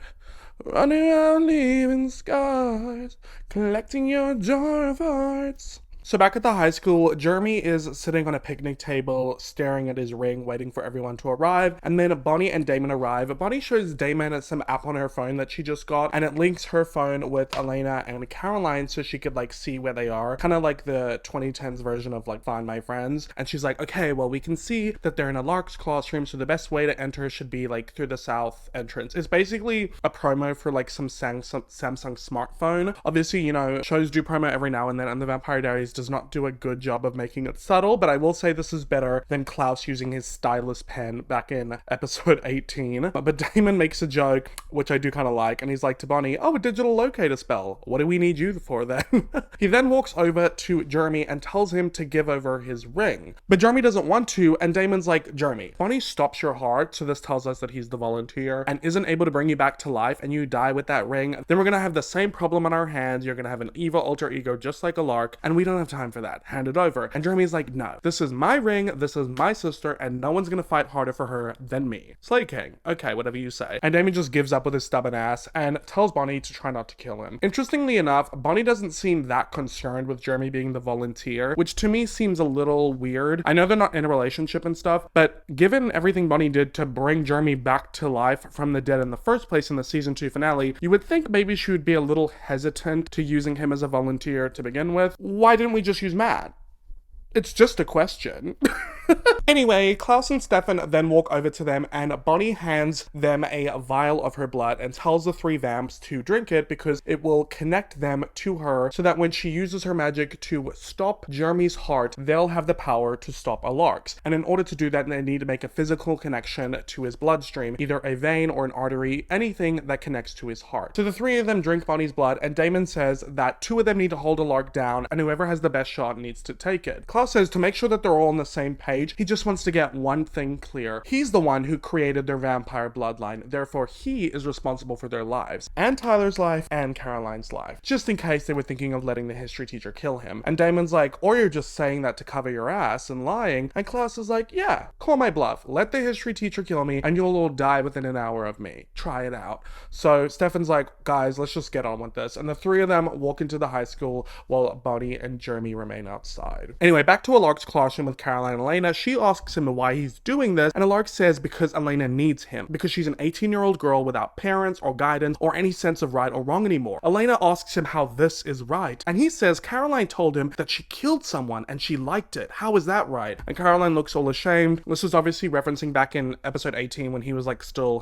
his normal self, and he was apologizing for killing Caroline's dad, and she told him how she killed someone when she first turned into a vampire, but that's very different, okay? She didn't know what was going on. She didn't have any guidance. She fed on someone because the urges took control, and she felt very guilty about it, and ever since then, Caroline has never killed another human. Anyway, Lark goes on telling Elena that her parents, Miranda and Grace and Gilbert, they led the council. It was their life's mission to keep this town safe, and they weren't dead 6 months before Elena undid it all. Elena's getting upset and tells Lark that he knows nothing about her parents, and Lark's like, do you really think that they would be proud of you? If you don't side with the humans, Elena, then you're just as bad as the vampires. And he tells Elena to kill Caroline now, grabs her, picks her up, shoves the white oak stake in her hand, and Elena is Elena's like holding the stake towards Caroline, and for a moment she just holds, and then she flips around, goes to try and stake a lark, but he's like, did I not teach you better than that? And Elena's like, you did. And she grabs the beaker of a vein from behind him, smashes it against his face, and he screams on the ground as his flesh is burning. She frees Caroline and tells her to run and get help, and she goes to follow her, but obviously Caroline vamp speeded out, and a lark is able to block Elena at the entrance, so she can't leave. So Caroline gets out into the hallway and turns around noticing Elena's not there, and then someone grabs her, covering her mouth, and it's actually Klaus. He's whispering to Caroline, telling her that she's safe and they'll save Elena, which isn't entirely true because you want to kidnap her, but I digress. He then flips Caroline around and tells her she needs to go straight home and stay inside, and asks her if she understands. She nods and thanks Klaus. Bit of a touching moment. They look at each other for a moment until Klaus vamp speeds in one direction and Caroline vamp speeds out the other, obviously leaving the school and following Klaus's instrucciones. So in the hallway by Lark's classroom, he throws Elena against some lockers, and he's grabbing her by the throat, pinning her up against them, saying, I should kill you. I should gut you like I did Brian Walters and Bill Fulb and all the other cowards I plan on ripping apart. You're the worst offender of them all, Elena. You don't deserve to live. He's being really creepy, okay? His eyes are all veiny and red. He's really scary as a vampire. Just saying. I mean, I kind of always thought Rick was a little bit scary. He's just got a scary face. I don't know how to explain that. Like, especially when he was, like, murdering people and we saw him attack Meredith. Like, that was some scary shit. Anyway, Elena asks Rick why he doesn't just kill her then. There's obviously no humanity left in him, so what's stopping him? If you want me dead, then kill me. Alark's eyes go back to normal and he releases Elena, and then Stefan and Damon vamp speed in, show up and grab Alark, pinning his arms back, but Alark is obviously stronger than them, so he snaps Stefan's back and snaps Damon's neck, and they're both laying on the ground, temporarily dead,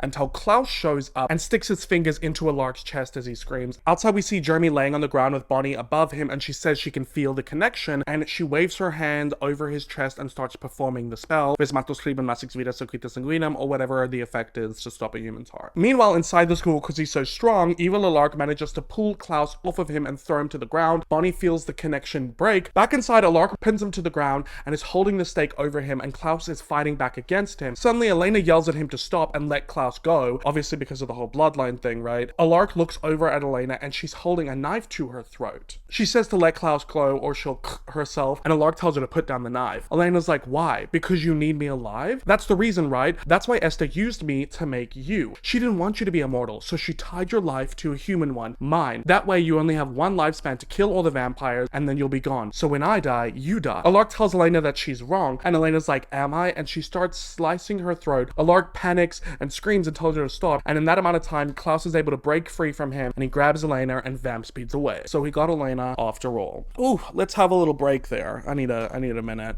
Okay, so now we know why Esther used Elena in the spell. Not only is a doppelganger's blood a potent ingredient in a witch's spell, if you will, but she tied Alark's life to Elena's, so that when Elena dies, he will die too. So that gives him like a lifespan to, you know, rid the world of vampires, and then he will no longer be immortal, and she will have truly found the balance in nature. So even in death, she is giving balance to the spirits, and she's probably on the other side watching the whole thing go down, making sure it all happens. I mean, even after she died, she got Bonnie to get him to feed. So that's that on that. Anyway, so Elena wakes up in Klaus's mansion, and she is tied to a chair, and there's a nurse inserting a needle into her arm, and blood is running into a tube into a blood bag. She sees Klaus sitting on a couch watching her and asking what he's doing, and he says he's draining her of all of her blood. Elena starts panicking when Tyler walks in carrying boxes, and he's shocked by this whole situation, asking what's going on, and Elena's like, help me. He runs over to do so, but Klaus tells him, no, you need to go over and get me some more fresh blood bags. Tyler's a bit torn between the situation, continues trying to help Elena. Klaus vamp speeds in front of him and is like, forget the girl, get the bag. After some hesitation, Tyler leaves the room because he obviously still wants Klaus to think that he has his sire bond, and Klaus goes over to Elena and she's like, so that's it? You're just gonna bleed me dry? She's getting really weak while saying this, and he says he is, not to worry, it'll be painless, and as the last drop of blood falls from her body, she will simply fall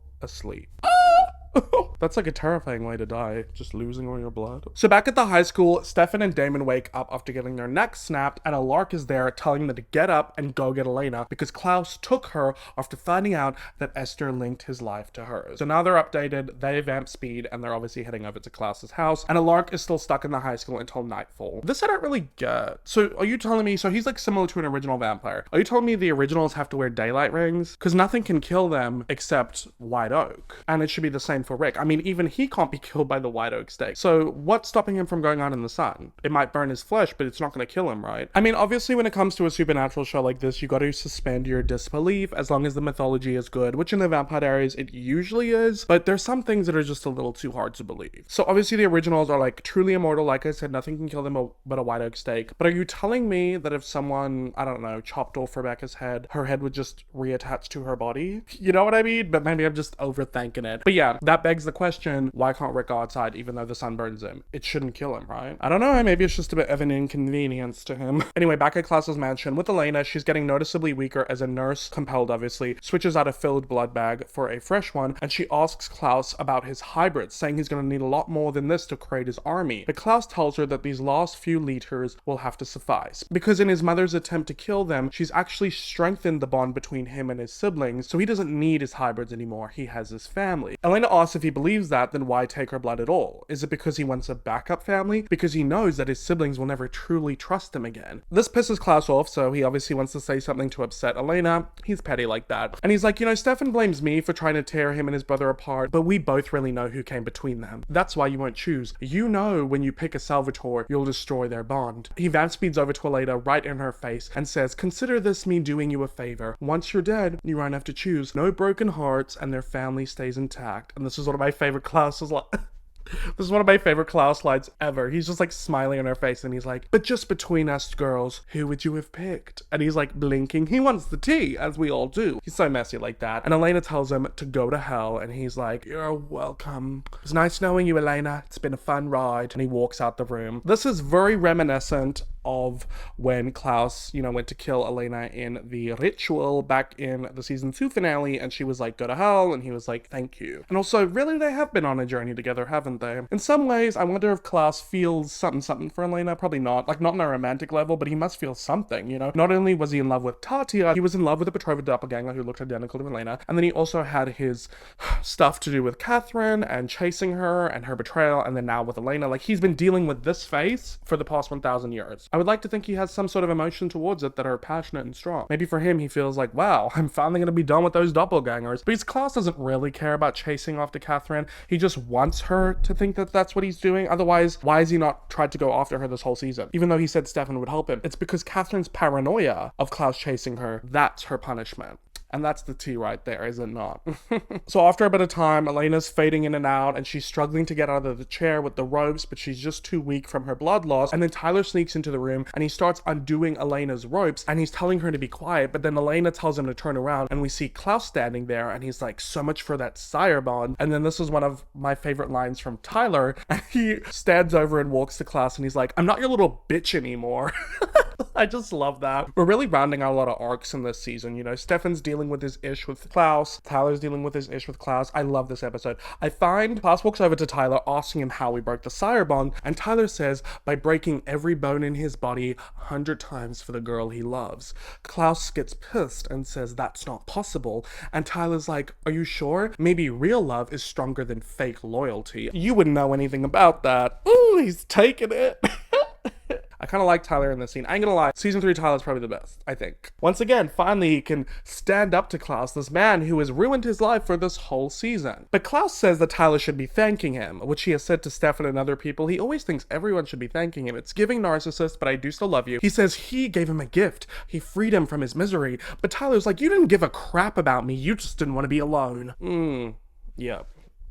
Everyone knows Klaus. Anyway, Tyler goes back over to help free Elena. Not sure why he thought he would get away with this, because then Klaus rushes over, knocking Elena back and starts fighting with Tyler. And when he knocks Elena back, she hits her head against this like step. Pretty gnarly actually. And him and Tyler are fighting, and Klaus is all like, goodbye Tyler, holds out his fist about to rip out Tyler's heart, but Tyler grabs his arm, twists it around, and when Klaus gets spun around, Damon and Stefan show up. Damon grabs Klaus's other arm, so him and Tyler are pinning him back, and Stefan vamp speeds to Klaus and sticks his fingers in his chest, like how Klaus was doing to Alok earlier. So back with Bonnie in the woods with Jeremy, she feels the connection again, not knowing who it's for, but she starts performing the spell to slow down Jeremy's heart. And she does so. Jeremy's like heavy breathing as his heart slowing down, and we see the same thing happening to Klaus. His heartbeat starts slowing down, and he's staring into Stefan's eyes like, don't do this, baby, I love you.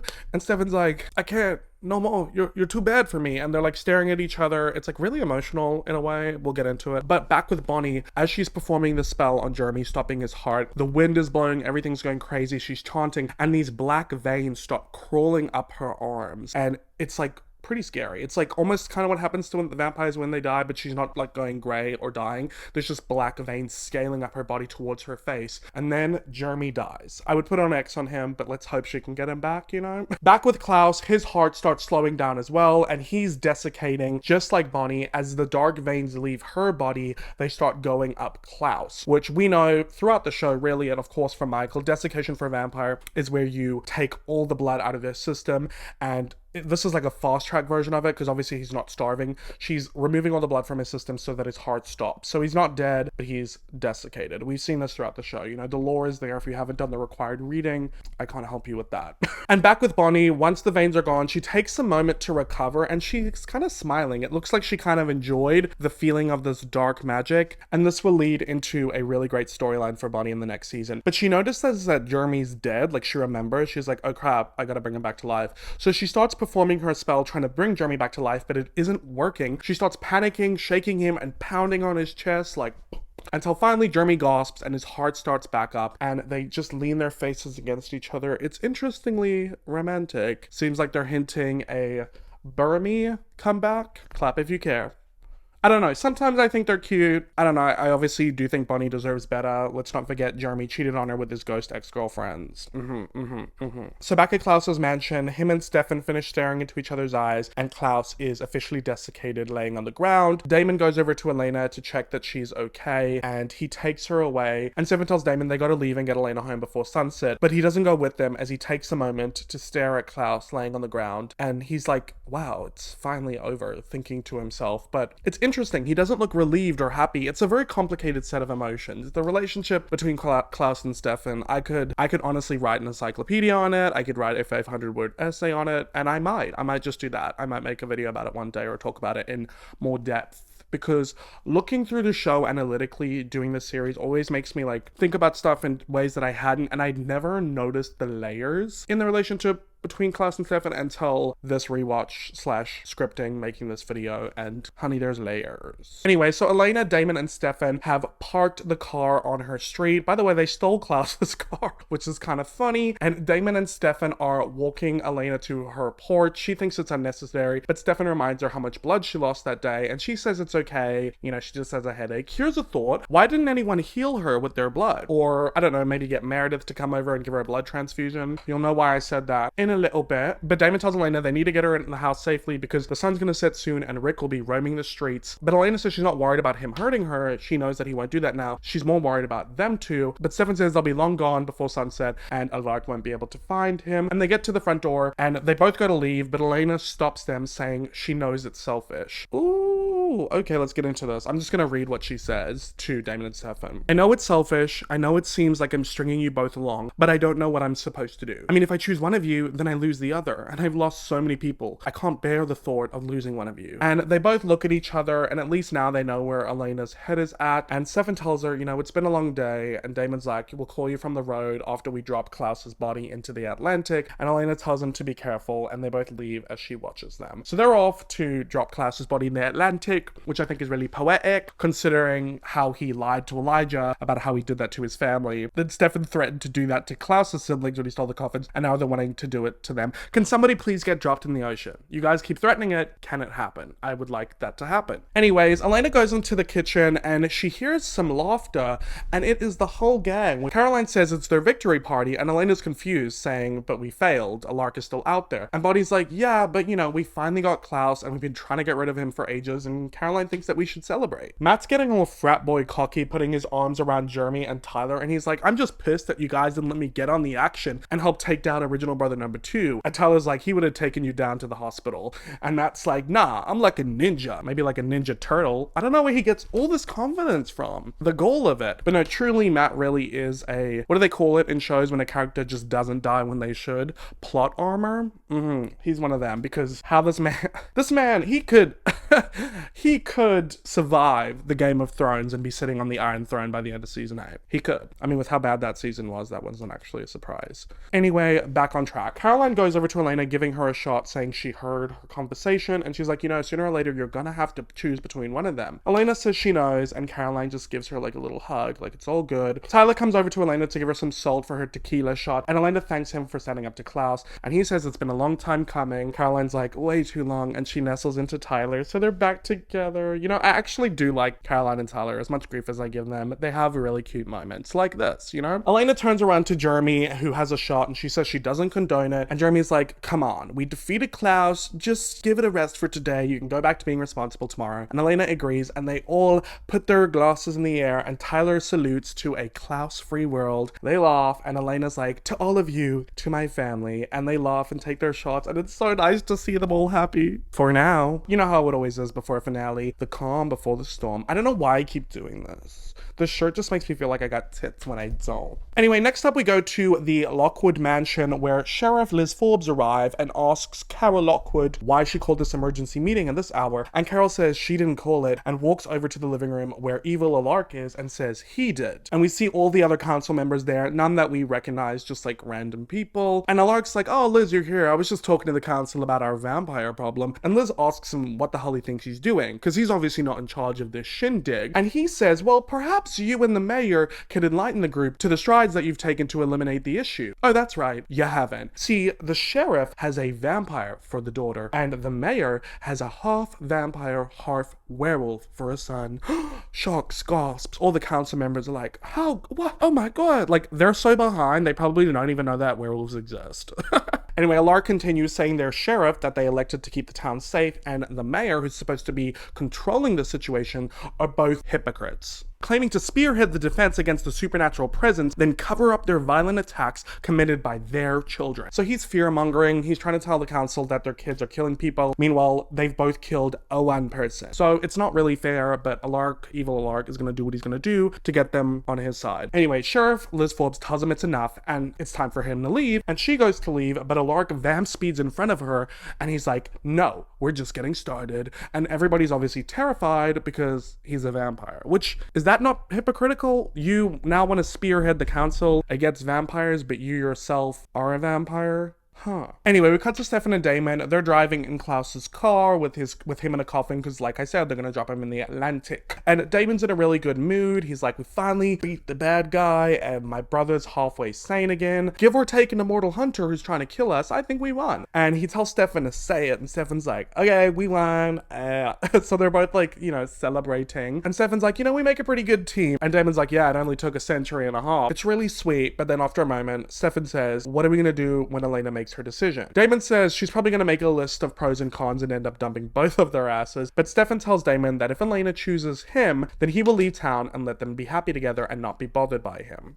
Pretty mature approach once again. Damon jokes and says, and in 60 years they'll go back to being brothers and none of this will have mattered. But he agrees that if Elena chooses Stefan, he too will leave town. And he ponders how they're doing all of this for one girl, but Stefan's like, well, she's a pretty special girl, and Damon agrees. Must be so weird being brothers in love with the same woman. I personally find that insane, but in the context of this show, we love it. I love it, I love it, I love it, I love it. Ooh. Anyway, back at the Gilbert house, Elena goes into Alark's old room where Jeremy is still painting, saying that everyone's left and it's just the two of them, and they're both talking about how much they hate this room, which makes sense given all their dead relatives that have lived in it. And after a moment, Elena tells Jeremy, Mom and Dad were right, Alark should just kill her the vampires and put an end to all this, but then that means Caroline dies, and Tyler dies, and Bonnie loses her mom, and I lose Stefan and Damon. So if it makes me the bad guy for wanting to keep those people alive, then fine, I'll be the bad guy. I'm the bad guy. To which Jeremy responds, you forget, Alark never wanted any part of this. Once he carries out his plans, what if he decides he doesn't want to live anymore and he kills his human connection to end his life? That would mean I would lose you,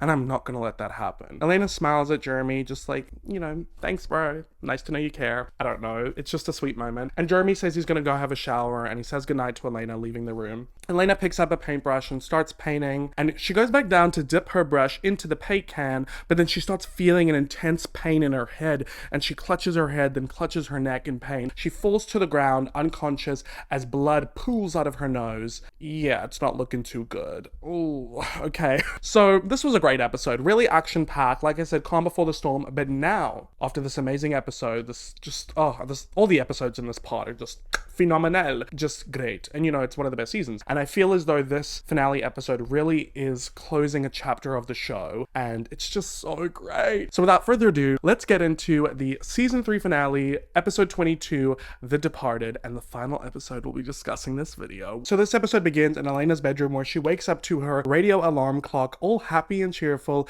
It's playing So What by Pink, so she turns up the volume and gets dressed into a cheerleader outfit. Precarious. And then she comes downstairs where we see Jenna. What? She's supposed to be dead. And I'm just kidding. So this is a flashback from 2 years ago, also, which is 6 months prior to the pilot of the show, prior to where the show started, okay? So Elena goes to her Aunt Jenna and she's like, Jeremy's locked himself in the bathroom again. Does he not realize we know what he's doing in there? I don't know if she's like implying that he's smoking a J or jacking it, but either way, Jenna says he's 14, they don't think. So currently in the show, Jeremy is 16. In this flashback, he's 14, which means that even though in present day Elena is 18, in this flashback, she is 16. So that just tells us once again the timeline of things. Elena then goes to grab some coffee, but Jenna tells her not to because she'll get in trouble. And Elena's mom walks in saying good morning to her and giving her a kiss on the cheek. So yes, we get to see Elena living her normal life before the supernatural world entered it and while her parents were still alive. And we get a couple of those flashbacks throughout this episode, and it's really, really fun. Once again, kind of tying season 1, 2, and 3 together. But we see Elena wake up in present day and she is in the hospital looking around at all the heart monitors, looking really confused. And after the title card, Elena is asleep in her hospital bed, and we see Jeremy with Dr. Meredith Fell outside observing her. And Meredith's telling Jeremy that Elena will be fine. It was just a slight concussion, nothing to worry about. But he's like, she was unconscious and she was bleeding. She collapsed. But Meredith reassures him that Elena's just had a tough day, but she'll be okay, and asks if there's anyone he wants to call. So Jeremy calls Damon, who's on the road, still driving with Stefan to dispose of Klaus's body. And Damon and Stefan are really pissed at Jeremy for taking Elena out of the house and into the hospital, because every original that's left is going to want her dead to kill a lark, so she's a sitting duck there. But Jeremy's like, when your sister collapses, you call 911. What else was I supposed to do? But Damon tells him to get Elena out of there now, and they're going to be on their way back. And Stefan says one of them is going to have to keep moving and hide Klaus's body so that Rick doesn't find him and kill him, potentially killing them all because of Klaus saying that he is the heir of their bloodline. Which, by the way, you can see I put a green line from Klaus to Rose because I don't have a picture for Mary Porter because she's irrelevant. If we're going to follow the line here, we go from Klaus to Rose to Catherine, Catherine to Damon, and to Stefan. Stefan hasn't turned anyone that we know of, but from Damon we have a line going to Abby, we have a line going to Caroline, and then of course a line from Klaus to Tyler. So just to put things into perspective, if Klaus dies, so does Catherine, Damon, Stefan, Caroline, Abby, and Tyler. So the stakes are high. Pun intended. Anyway, with regards to which brother is going to keep moving with Klaus, Damon says their life is just one big proverbial coin toss, obviously referencing when they tossed the coin about who was going to turn Abby into a vampire. So one of them has to keep going to hide Klaus's body, and the other one has to go back to be with Elena. Back at the Mystic Falls Hospital, Meredith enters her office and is shocked by the sight of a lark. She asks what he's doing there, and he's all, I'm Elena's guardian. I'm quite surprised I didn't receive a phone call. She asks how he found out, and Rick says he has eyes and ears everywhere now. It's funny, the people of this town are actually good at their jobs when you allow them to be, obviously referencing the council, and I'm not sure why the Founders Council to protect the town from vampires is working for a vampire. Maybe he compelled them, I don't really know. Anyway, he says, speaking of, Meredith is a little bit too good at her job because she cheats. He gets up and opens her mini fridge and starts pulling out racks of test tubes filled with vampire blood and starts pouring them out. Meredith tells him to stop, but Rick doesn't until he finishes draining all of the blood, and he tells her that the council's going to be in touch with the medical board to get her license suspended, and that Mayor Lockwood and Sheriff Forbes have been relieved of their duties because he's getting this town back under control, and she will be releasing Elena into his custody. He then leaves to go to Elena's room, but realizes that she's not there. So yeah, Rick is really trying to take over the whole town. He's fully infiltrated it. We see Tyler, Matt, and Caroline take Elena inside of her house, so she is back home, and Tyler and Matt are gonna go look around to make sure there's no one hiding, and Caroline takes Elena over to the couch, tucking her in, asking if she wants some tea or vodka or both, and Elena's like, I'm not an invalid, I'll be fine, and Caroline's like, you've got to rest, but she realizes that she's smothering her, but Elena smiles and says it's nice. When Caroline leaves to get Elena some tea with vodka, apparently, Elena looks over at a photo of her with her parents in her cheerleader outfit, and we get sent back into another flashback 2 years ago. This time, she is walking with Matt, holding hands, because remember, they used to date, and Bonnie is walking beside them. And Elena tells them that Caroline Forbes told her that her ponytail lacks zhuzh. So this obviously indicates that they were not that close with Caroline back then. I mean, we kind of know this from season 1. She's calling her by her full name. And we also know that Caroline used to be head of the cheerleaders. I'm not sure if she still is. I think she is, but I don't know how she has time for all of it. Matt says he doesn't even know what zhuzh means, and Bonnie says Caroline's been driving Elena nuts. So once again, pointing to the fact that they weren't that close back then. Bonnie also tells Elena that as she psychically predicted, flare genes are making a comeback, which is another callback to season 1, back before Bonnie found out she was a witch and she thought she was psychic, which I like. But Elena tells Bonnie she's not psychic, she just spends way too much time watching Top Model. It's just so cute seeing them be normal high schoolers, you know? But something a little bit more sinister, Bonnie tells Elena to say what she wants, but she's got a really bad feeling about the bonfire tonight, which is really creepy because this is the bonfire the night that Elena's parents drove off of Wickery Bridge, and Bonnie had a bad feeling about that night. Oh my god. Obviously she couldn't have predicted that, but Elena tells them that about that she isn't going to be able to go to the bonfire because her Aunt Jenna's in town and her parents want family night. But Matt tells her, come on Elena, you have to come, just try to see if you can sneak out. So it's your fault her parents were there that night and drove off the bridge, Matt. No, I'm kidding. Coincidence does not necessarily correlate to causation. Is that the phrase? I don't know, but it made me sound smart. Anyway, Matt says that he's got to go talk to Coach Tanner, and he goes to give Elena a kiss goodbye and says he loves her and leaves, but Elena doesn't say it back. And Bonnie points us out and tells Elena that if she's not into it anymore, she just needs to be honest with Matt. She can't keep stringing him along. Like, this is like a prequel to the show, these flashbacks. I find it really cool because you hear about this stuff in season 1 and getting to actually see it is just really neat. I like it. And a side note, this is also our first time we get to actually see Elena and Matt in their alleged relationship, and they have zero chemistry. So good thing that ended. And in present day, Elena wakes up on the couch where Matt comes over to her and she asks where everyone is. He says that Caroline and Tyler got a call from their parents, so they had to go meet them, and he asks Elena what she was dreaming about. She tells him sophomore year, and he's like, that feels like forever ago. And she's like, yeah, it was. And she actually apologizes to Matt for, you know, stringing him along, and she said she should have figured out how she felt and been honest with him, and now she's making those same mistakes with Stefan and Damon. And she says it's not right what she's doing to them either. She has to let one of them go. Matt asks which one, and then Stefan enters through the front door. I don't like what that's implying, writers. And Elena goes over to him and hugs him. So Stefan is the one who came back to Elena, and Damon is the one who went to continue to hide Klaus's body. So Jeremy's at the grill picking up some takeaway food when evil Alark shows up and tells him that they need to talk. Ooh.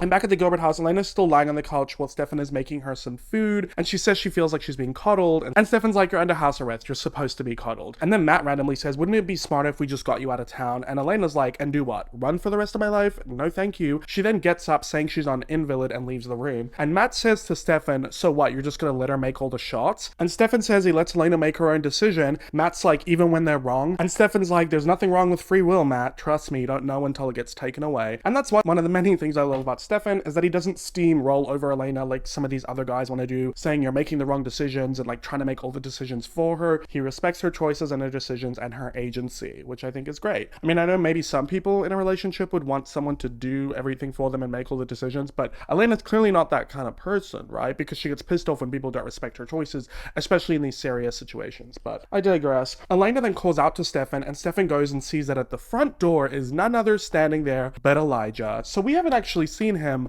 since I believe episode 15, after Esther tried to kill them and failed the first time. So back at the grill, Alark asks Jeremy where they're keeping Klaus's body, and he says he doesn't know, and even if he did, why would he tell him? And Alark reminds him that Elena's association with vampires almost got her killed last night. Does that register? Jeremy says of course it does, and Alark goes on saying, well, Elena can't seem to cut vampires out of her life, but with your help, Jeremy, I can rid them all. If you help me find where they're hiding Klaus's body, then I'll kill him and his siblings, and then vampires will cease to exist. Jeremy reminds him that for him, the only way that he can die is if Elena dies. And Alark's like, fine, well then lock me up, get Bonnie to desiccate me like they did to Klaus, and then let Elena live a long, happy human life, and when her life is over, then I'll go too. Alark then pulls out the indestructible white oak stake, telling Jeremy it's the only weapon on Earth that can kill an original. And he's gonna get Klaus either way, but he wants Jeremy to be on the right side of this.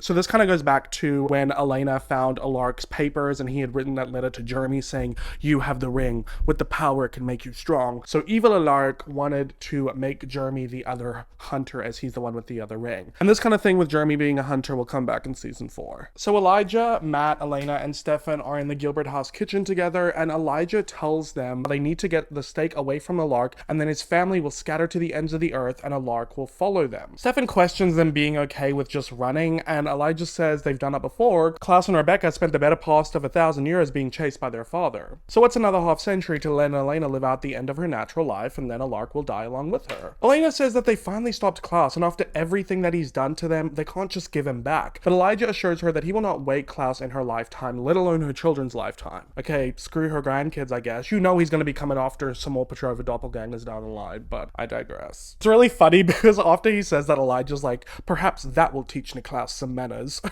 Matt then jumps into the conversation, like, why is he there? Why would a Matt be there? Why would a Matt be there? And he asks why Elena should trust Elijah after he has screwed her over so many times. And Elijah's like, respectfully, I could have killed Elena as soon as I walked in here, but I did not. Which is facts, because if he wanted to get rid of Alark, he could have just killed Elena. He's already been invited in from season 2, remember? But he did not do that, and he says to Elena that it's up to her to make the decision to trust him or not. Suddenly we hear Damon's voice like, not, hello? Did that concussion give you brain damage? And we see that Damon had been on speakerphone this whole time, and he's still driving in, and he says that Elijah's lunatic siblings will kill Elena the first chance they get. But Elijah says that Rebecca have already agreed to honor the terms if they give Klaus's body back to them, and Elena will come to no harm. And he asks if they have a deal, and Damon's like, no, did I mention no? It's just really funny, him just yelling through the speakerphone and like no one paying attention to him. But Elena looks over to Stefan, and he shrugs and just says, it's up to you, Elena. And Damon's like, are you kidding me? Because we all know he doesn't like Elena making decisions. And Elena asks Elijah why he wants Klaus's body back, and he says, because he's my brother, and we stay together forever. And that kind of ties Elena over because you know how much she loves family, and she agrees with Elijah that they have a deal. So Caroline and Tyler enter the Lockwood house, where Mayor Carol Lockwood and Sheriff Liz Forbes are, their mothers, waiting for them, and they tell them how Alark outed them to the council, and he's got the whole council looking for Klaus, and once they find him, they're gonna come after Caroline and Tyler. So they need to leave town. They've already gotten them cash and new identifications, but Tyler's like, you want us to run? Caroline's like, we can't just get up and leave. And they're like, you don't have a choice. We can't protect you anymore. If you don't leave, you'll die. And it's a really sad moment because obviously these mothers don't want to send their children away, but facts are facts. They can't protect them from Alark. So Matt and Jeremy are sitting on the porch of the Gilbert house whispering, and Jeremy says that he wants to run into that house, grab Elena, and get her out of here, but they'll never get past all those vampires. And even if he wanted to help Alark, he has no idea where Klaus's body is. But Matt says he knows where it is. Now, why would he know that? Why would he know that? Why is Matt involved? I'm not even being mean at this point, just genuinely, like, what purpose does he serve? As a human, like, how are you helping this situation? I mean, yes, Jeremy's a human, but he's got the ring, and he's Elena's brother, so, you know, and he's connected to Alark. Like, I just don't know why he would know where Klaus's body is. But anyway, so we go to Alark, who's sitting at the Mystic Grill, drinking alone, and he gets a call from Jeremy saying he knows where Klaus's body is, and that Damon is going to bury him off of Route 12, and he's going to text him with the specifics. Alark thanks him and says he's doing the right thing for his sister. Jeremy hangs up and looks back at Elena, Matt, Stefan, and Elijah and says he bought it. So they're obviously trying to trick him, but it's like kind of confusing because is Jeremy lying to the gang? Guess we'll have to find out. So Caroline and Tyler are in the Lockwood study together. Caroline is pacing back and forth, freaking out, saying they can't just leave town when their friends need them, but Tyler says they can. Their mothers need them to stay alive. He goes over to her and says Stefan and Damon are going to do whatever they can to protect themselves, so just let him protect her. Caroline stops and holds Tyler's face and says she'll go anywhere with him, and if they have to spend the rest of their lives running, she'll do it with him, but first, she needs to help their friends. Tyler agrees and says that he'll get some stuff together for them and meet her at the cellars in 2 hours, and Caroline kisses him. He's like, what do you need? We gotta pack lights. She's like, I don't know, like a curling iron, and she like runs off, and it's really sweet. They're like, gonna run off together and elope. Well, they're not, that's not what's happening, but in my mind it is. I don't know. So Damon and Bonnie exit an elevator in a warehouse filled with storage units, and Damon's pissed off that he's not halfway out of Virginia, and Elena sells their souls to the originals, and Bonnie's like, well, it was her choice. And Damon's like, you know what else has been her choice? Every bad decision ever. Obviously, Bonnie's not a fan of Damon, so she's just like trying to get on with it, and she asks where Klaus is, because as long as he's unspelled, the second Alark gets a witch on his hands, he'll be able to locate him. Damon then takes her to a storage unit 1020, opens the door, and inside is a coffin. Bonnie opens it, and we see Klaus's desiccated gray body covered in chains, like how we saw Michael back in the beginning of the season, and Klaus opens his eyes, but that's the only thing that moves, and it's really creepy. Bonnie tells Damon that she needs a minute, and Damon's like, Bonnie, just get on with your witchy bat locator fusey spell, whatever. And Bonnie's looking at Klaus, saying that Elena and Jeremy lost Jenna and Alark because of him. Tyler's a hybrid, and her mother's a vampire, so can he just give her a moment to appreciate the sight of him like this? And Damon's like, okay, and he leaves and shuts the door, and Bonnie stares at Klaus's body, and he just stares back at her. Obviously, he can't move. It's like genuinely really creepy. I really like what they did with this. And Bonnie says to Klaus that she should just let him burn in hell, but if he dies, so do her friends, and so does her mother. So what is she supposed to do about that? So Elena and Stefan are standing in their room, and she tells him to make sure that a Lark doesn't lay a hand on Jeremy because everybody's left with a plan. And Stefan assures her that he'll be fine because between all of them, they'll have the strength to disarm a Lark. Elena still looks worried, and Stefan caresses her face and asks what's wrong. And she says lately it feels like when anybody leaves this house, they might not come back. And Stefan promises her that he's going to do everything in his power to make sure that they all do. He starts to leave the room, and Elena stops him, but then just says, forget it, we can talk about it later. And Stefan pauses for a moment and then rushes over to Elena and kisses her passionately, and it's really cute. This is the first and only time they've kissed this season. Can you believe it? And when they pull out of the kiss, Stefan says, just in case there is no later. And he leaves, and Elena's just left there smiling. Still, Elena fans rise up. So Damon is relaxing on a couch in the storage unit when he gets a call from Stefan, and he tells him how Bonnie just left and Rebecca should be there soon to pick up Klaus's body. Stefan says that he has Caroline and Elijah in place, and Jeremy is going to lead them to a Lark. Damon lays into Stefan for letting Elena make the choice, and Stefan asks what he would have done, and Damon's like, gagged her, threw her in a well, I don't know, anything else besides trusting Elijah. And Stefan's like, well, you know she would hate you for that. And Damon's like, well, she would be alive and hate me, but ultimately alive. And that is the difference between you and me, brother. Which obviously we know Stefan is more about respecting Elena's choices and free will, and Damon's more about keeping her alive at all costs, no matter how she feels about it. And I could see both sides, but let's not forget how Elena reacted when Damon was willing to let Bonnie die for her in season 2. It's up to you how you feel about that, personal preference, you know. Anyway, Stefan tells Damon that after they get the stake and hand over the coffin, they need to get out because the Lark's got half the town looking for Klaus's car, which is what Damon's been driving with his body. Damon agrees and hangs up, and he hears an elevator bell ring, thinking that it's Rebecca. And he's walking looking for her like, sexy Bexy, where are you? But then a Lark comes up from behind him, grabbing him over the mouth. And Damon asks how he found him, and a Lark says he'd be surprised how competent law enforcement is when it's not corrupted by vampires. So someone in the council obviously was able to track down Klaus's car, and that's how they found where Damon was. You guys, let's be smarter. Ditch the car, get a new car. Come on now, we're just being fools. Damon says that Klaus is in a storage locker and there's only about 1,000 of him, so a Lark can have at it. And a Lark snaps Damon's neck and begins his search for Klaus's body. So Elena's sitting at her window seat in her bedroom when Matt comes over, giving her a cup of tea. She takes a sip, noticing how it tastes kind of gross, and Matt's all like, I suck at tea, I over-honeyed, whatever that means. He then is like to her, so, Stefan. And Elena's like, you know, I never told you how Stefan actually saved me the night that my parents drove off of the bridge. And Matt's like, so what, you feel like you owe him or something? And Elena's like, no, it's not that. It's just after the accident, I felt like I didn't know how to live anymore. Like I didn't want to. But then being with Stefan, I just figured it out. And that's what love should be. You should love the person that makes you glad that you're alive.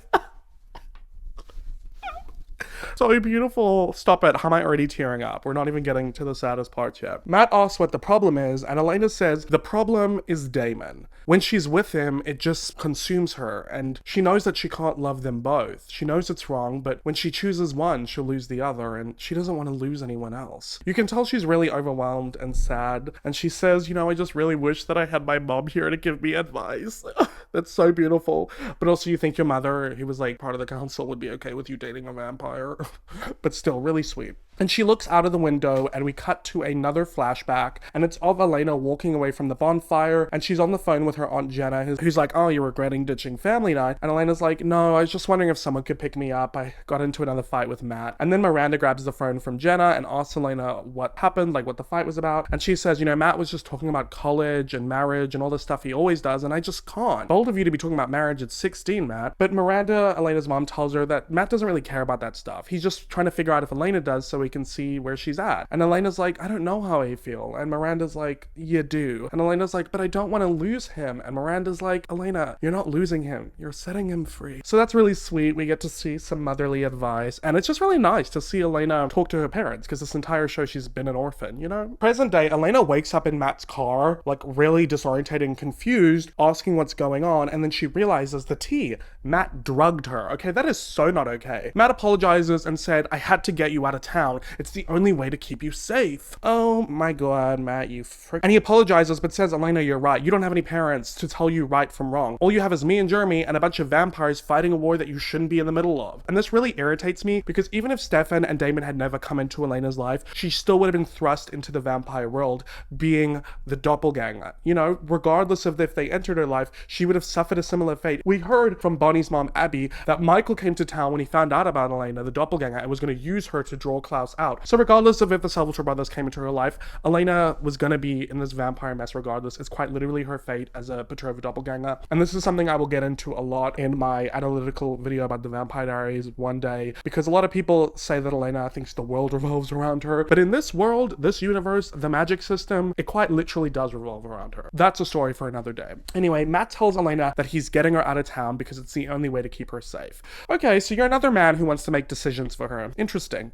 So back at the storage facility, Alark is breaking open these storage locker doors when he hears Rebecca coming out of the elevator, and she's walking around calling out for Damon, and she's like, Damon, where are you? This isn't funny. And Alark's following her with the white oak stake, but then Damon comes up from behind Rebecca, covering her mouth so she doesn't scream, and tells her to be quiet. Alark then finds the 1020 unit that Damon had the coffin in, and he notices it because it's got a broken lock, but when he opens it, there's nothing there. And we see Damon and Rebecca wheeling Klaus's coffin towards the car, but then Alark comes out of nowhere, grabs Rebecca, throwing her to the ground. Damon rushes over to him, but Alark kicks him out the way. They're both on the floor, and Alark goes over to Klaus's coffin, opens it, and without hesitating, plunges the indestructible white oak stake into Klaus's body, and it sets on fire. Rebecca is screaming and crying, and Damon's like, no! And he's holding Rebecca, and he tells her, you need to leave, just go. So Rebecca vamp speeds off, and Alark pulls the stake out of Klaus's body.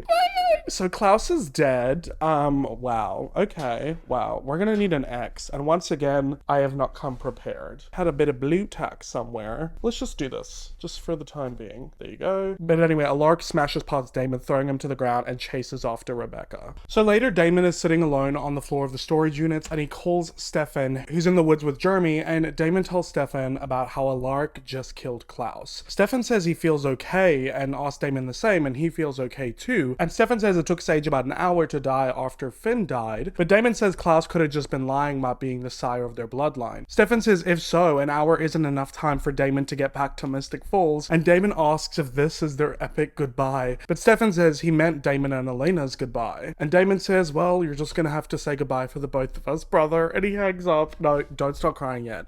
Jeremy tells Stefan that Elena isn't home. Him and Matt, they're trying to get her out of town. Stefan turns around and his eyes are welling up with tears, and he says, it's okay, we're gonna be fine. Klaus was lying, everything's gonna be okay. And then Elijah and Caroline show up, and they're like, what happened? Did Caroline notice Stefan? And she's like, Stefan?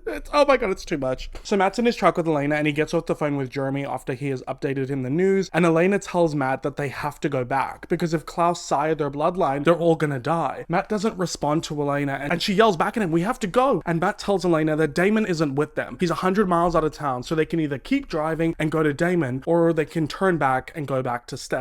It's her choice. Oh my god. We've been talking about her choice for this whole chapter, and it's now finally the moment where she has to choose which brother is she gonna choose. It's literally, quite literally, life or death. So here we go. Damon gets a phone call from Elena, and she asks how he's feeling, if there's any symptoms. He says no, and they're all gonna laugh about this when they find out Klaus was lying. So clearly Damon and Stefan are in denial, and he asks Elena where she is, and she tells him how Matt's taking her back home, and Damon realizes back to Stefan, but Elena says not just Stefan, but also to Tyler and to Caroline. Damon says he gets it, but since he's possibly a dead man, he wants to know if it was just down to him and Stefan, and Elena had to make a choice, who would get the goodbye. Elena starts choking up and tells him that she loves Stefan. He came into her life when she needed him, and she fell for him instantly. And no matter what she feels for Damon, she never unfell for Stefan.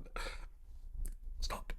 Damon says he gets it, it's always gonna be Stefan, but Elena says she can't think about always, only right now. And she cares about Damon, which is why she has to let him go. She's full on crying and says maybe if they had met first, things would be different. And Damon says, yeah, maybe. And she tells him he's gonna be fine, she's gonna see him real soon. But Damon turns around and sees Alark and is like, yeah, I'll see you real soon. And he hangs up, and Alark charges towards Damon and knocks him out. Oh.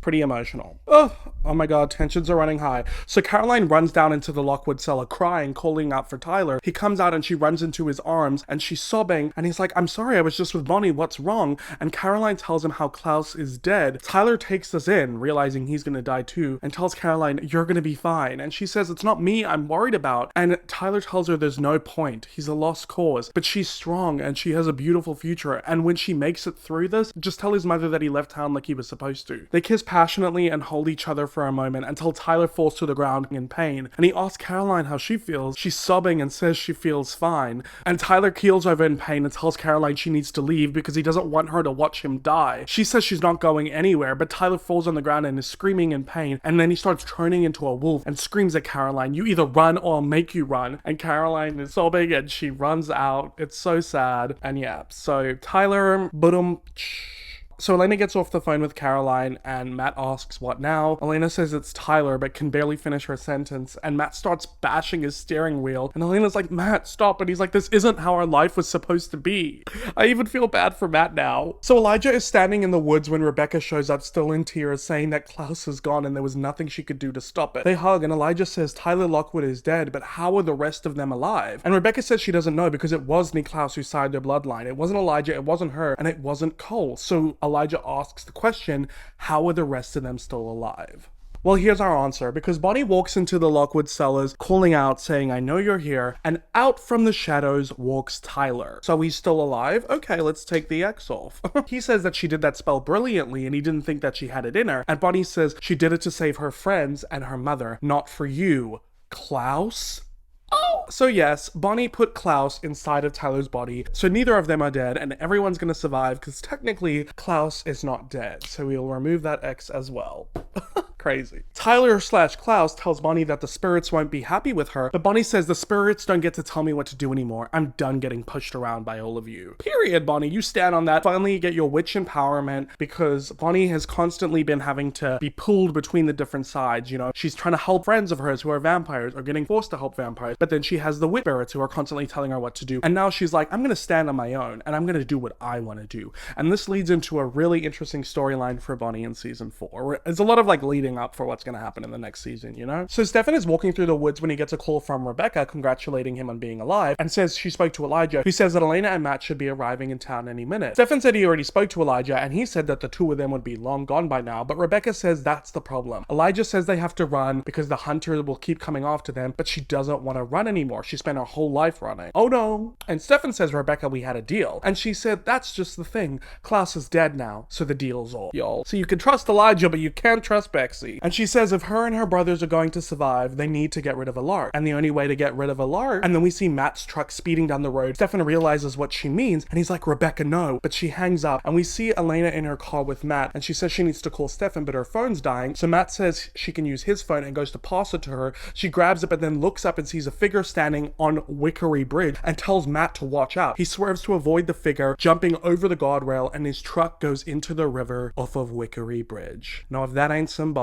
And of course, we figure out that the person that was on Wickery Bridge was Rebecca. So obviously she wanted to get Elena to die so that Alark would die. So after Matt's truck with him and Elena go off into the river, we cut into a flashback from when Elena and her parents had driven off of Wickery Bridge 2 years ago. Elena's mother is passed out, and Elena wakes up coughing as the car is sinking underwater. Her dad is trying to start the car, probably to like pull down the windows, I assume. Why not just try to smash them? And Elena starts to panic, but her dad tells her not to worry because he promises they'll be okay. And then the car gets fully submerged in water. This is so sad. Like, I can't really do it justice, and I'm really trying to refrain from putting myself into it, but the next series of scenes are just very emotional. But back in present day, evil Alark is beating Damon up, and Damon's bleeding from the face, and he asks him, why aren't you fighting back? And Damon's like, well, you're kind of invincible, Rick. And Alark tells him not to call him that because they're not friends. Damon says they were, and Alark tells him that their friendship was part of the problem. It's what kept him weak. It's also why it took so long for the real him to break through. And now he's gonna break Damon. And then he punches Damon again, and Damon's just taking it. He's lying on the ground getting beat up, bleeding from the face. It's pretty rough. And as Damon gets punched really hard, we cut into another flashback from Damon's perspective. So this time he is lying in the middle of the road, which is kind of a throwback from season 1. That was his trick, so that humans would stop in their cars to check on him, and then he would feed on them. And he hears a familiar voice, and it's Elena on the phone to Bonnie. And she's like, yeah, you're right, Bonnie. I need to tell him, but I just can't do it tonight. I'll call you back. Damon vamp speeds over to her, and she looks up and sees him, and he's like, Catherine? And Elena turns around looking behind her. There's no one else around. It's an empty parking lot in the woods. And Elena's like, no, I'm Elena. And Damon's like, oh, I'm sorry, you remind me of someone I used to know. Now you're just somebody that I used to know. And Elena tells him, you know, it's kind of creepy that you're out here in the middle of nowhere. And he's like, you're one to talk. Why are you here all by yourself? And Elena's like, well, it's Mystic Falls. Nothing bad ever happens here. Girl, just you wait. There's some awkward silence and Elena looks down at her phone saying she got in a fight with her boyfriend, and Damon asks her what about, if you may ask, and she says, you know, just about life, the future, because he has it all mapped out and she doesn't know what she wants. And Damon says, that's not true, she wants what everyone wants. And Elena's like, oh really? Mysterious stranger with all the answers? And what's that? Kind of like flirty vibes. Damon walks over to her and says, let's just say I've been around a while and I know a few things. You want what everyone wants, a love that consumes you, passion and adventure, and even a little danger. She smiles at him, obviously taken by his charm, and asks what he wants. He hesitates, and then a car honks and starts driving towards them. Elena turns around saying it's her parents, but when she turns back around, Damon is right in front of her, and he compels her and says that he wants her to get everything she wants, but for right now, she needs to forget this happened. He can't have people knowing he's in town yet, and then he vamp speeds off. Okay, well, let's get into this real quick. So, I do not love this scene. I can totally understand why Delena fans love it, but earlier in this episode, obviously when Elena said to Damon on the phone, you know, maybe if I had met you first, and then now this is the writer showing, oh, Damon did meet Elena first, so it's just so obvious that they're setting up Delena, and it feels kind of like they're retconning it, you know what I mean? I can't imagine this was planned. It just feels like they're like, okay, how can we lean the audience in this direction? And then they show this scene, which, you know what, don't hate the player, hate the game. If that's what they want to do, that's fine, but to me, it's a little contrived. It's a little obvious, it's a little forced, but I'm gonna move on from that. I don't want to piss anyone off.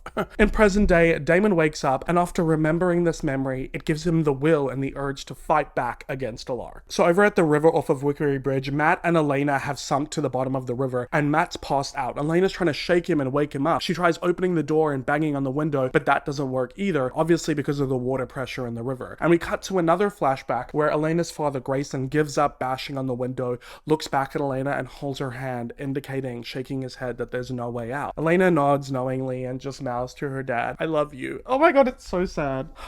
Breathe. Just keep breathing and breathing. And in this flashback, Elena closes her eyes. Grayson's still awake, and he sees outside of his window that Stefan shows up. And Stefan's about to break through the door to free him, but Grayson points to the back seat. So Stefan goes over to the back seat, looks through the window, and is shocked to see Elena, obviously because she looks identical to Catherine. And Stefan breaks in and frees Elena, taking her to the surface. And this obviously correlates to the story that Stefan told Elena when he told her about how he saved her from the car crash. He was visiting Mystic Falls, his uncle's and he was hunting in the woods that night when he heard a car crash off a Wickery Bridge. He went to go save the people, and her father told him to save her, and he was like shocked by the resemblance to Catherine, but he saved her, and he spent months watching her, which, yes, is kind of creepy, and he did it to make sure that she was not Catherine. And when he realized she wasn't, he just felt compelled to know her, and as he got to know her, realizing that she was the opposite of who Catherine was, and he fell in love with Elena for who she truly was, because I don't really feel like Stefan, once he found out who Catherine really was, like her being a vampire and her manipulative ways, from that point onwards, I don't think he felt those feelings for her. The only reason he stayed was because Catherine compelled him to. So I really don't love the notion of people saying that Stefan was only with Elena because of Catherine. I don't agree with that when it comes to Damon or Stefan, to be fair. I do think that obviously what drew Damon and Stefan into Elena was the fact that she looked identical to their long lost love, but Damon and Stefan's relationship with Catherine was very messy. I mean, like I said, Stefan was compelled by Catherine to forget, you know, his fear of her being a vampire, and that is how they were able to continue their relationship. But Damon was never compelled. He was all good with who Catherine was. But I will get into that into a future video. Like I said, there's a lot we need to dive into at some point, you know, but this isn't the time. Anyways, in present day, obviously Stefan knew about what Rebecca was doing, and he dives to the bottom of the river to Matt's truck. He breaks through the door and goes straight to save Elena, but Elena is shaking her head and pointing towards Matt to save him. And Stefan's like, no, and he tries to save Elena. And they like argue back and forth, obviously without being able to talk because they're underwater. But ultimately they stare at each other for a while, and Stefan respects Elena's choice and saves Matt, bringing him to the surface, and Elena takes her last few breaths and her body goes lifeless and she dies. As much as I respect Stefan respecting Elena's choices, you took it too far this time. Also, why did we have to argue back and forth for so long? Couldn't Stefan have grabbed them both and brought them to the surface? He's a vampire with vampire strength. Look, I'm suspending my disbelief, but this scene pisses me off, especially because it leads to something that I don't like and changes the trajectory of the series forever. But that's a conversation for season 4. Anyways, we cut to Alaric, who's fighting with Damon, and he starts to feel weak and falls to the ground, asking what's happening. Damon grabs him and realizes he's dying and is like, no, no. And Alaric's body starts to desiccate, and Damon's like, no, you can't be dead, realizing that not only did he lose his best friend, but that means Elena's dead too. So yes, Rick dies as well. Now, I already put a cross on the old Rick because the old Rick can't come to the phone right now. Why? Oh, because he's dead. So now we're gonna put an X on Rick's evil alter ego because they are both dead. So over at the Gilbert house, Jeremy's walking down the stairs leaving a voicemail to Matt asking where him and Elena are because they should have been back by now. And when he gets down the stairs, he sees a lark and he's like, what are you doing here? Haven't you done enough? Wait, how did you even get in? And a lark's like, I don't know, I wanted to say goodbye and it kind of happened. And that's when Jeremy realizes this isn't evil a lark. This is Rick, the Rick he knows and loves. And Rick tells Jeremy that he just wants him to know that he'll always be there to look after him and he'll never be alone. He promises. And Jeremy doesn't really understand what's going on. And after a moment of silence, he realizes, oh my God, you're a ghost. But wait, if you're dead, that means Elena?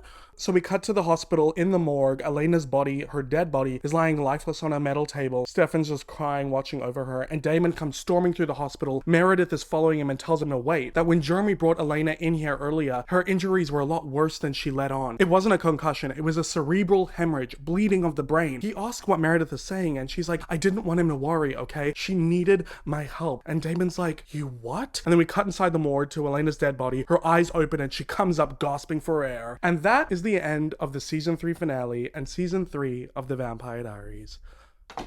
Oh my God. So Elena is not dead. This is not really a spoiler, but obviously we know in the season that Meredith is a doctor who cheats. She gives her patients vampire blood because she doesn't want them to die. So obviously Meredith gave Elena vampire blood. Whose vampire blood? We'll have to wait till season 4 to figure out. And will Elena complete the transition? We'll have to wait till season 4. And will Elena's relationship with Stefan and Damon change if she becomes a vampire? We'll have to wait till season 4. And Klaus in Tyler's body. Will Caroline find out? Will Rebecca and the rest of the siblings find out? What'll happen to Klaus? What'll happen to Bonnie? She's now tapping into darker magic. We'll have to wait to find out. Okay, well, guys, this has been quite a journey. I'm just gonna lean back against her because my back hurts. Season 3 of the Vampire Diaries is truly the best season of the show. I can't personally deny that. Although season 2 is my favorite because I love Catherine, and of course, as you could probably tell, I like Stelena, so I like when they're together. But I can't argue with the fact, and I don't want to, that season 3 is truly the best. The stakes were high, the plot twists, the action, the villains. Not only did we start the season with Klaus as a villain, and then we get introduced to Rebecca, and then we have Michael, and then we have Esther, and then we have a Lark, and then we have Evil Lark with Esther. Like, it's just so good. I really do struggle to fault this season, because even if I think of season 2, that's my favorite. The werewolf stuff in the middle of the season was a bit boring, but this season was back to front bangers. And as you can see, it's the most in-depth mind map that we've had so far. It's the season that I spent the most time on, and I really did want to do it justice. So I hope you feel like I have, and I hope you enjoyed this season, you know, this installment. If you did, give this video a thumbs up, comment down below, make sure you subscribe and turn on the bell if you want more vids from me, and share with a friend if they like the Vampire Diaries or you think that they would find this entertaining, because I put a lot of work into these videos and I love them, but boy do they hurt to make. They take a lot of time, but of course it is worth it because then you guys get to enjoy it. And I'm just so grateful that you even enjoy this series because I'm so passionate about the show. It's so fun for me to make. And also thank you to Magic Mind for sponsoring this video. Make sure you click that link in my description to get their special offer. Lots of more Vampire Diaries content coming for me. There just will be a little bit of a break in between this video and the next Vampire Diaries video on my YouTube channel. But like I've said, if you want Vampire Diaries content from me in the interim, check out that Patreon, you know, exclusive scene breakdowns and character and relationship analyses and all that, which by the way, you can check out, link in the description. Alrighty guys, that's it from me to you. Thank you so much for watching this video, and I hope that you have a great day or night wherever you're on the world. Bye!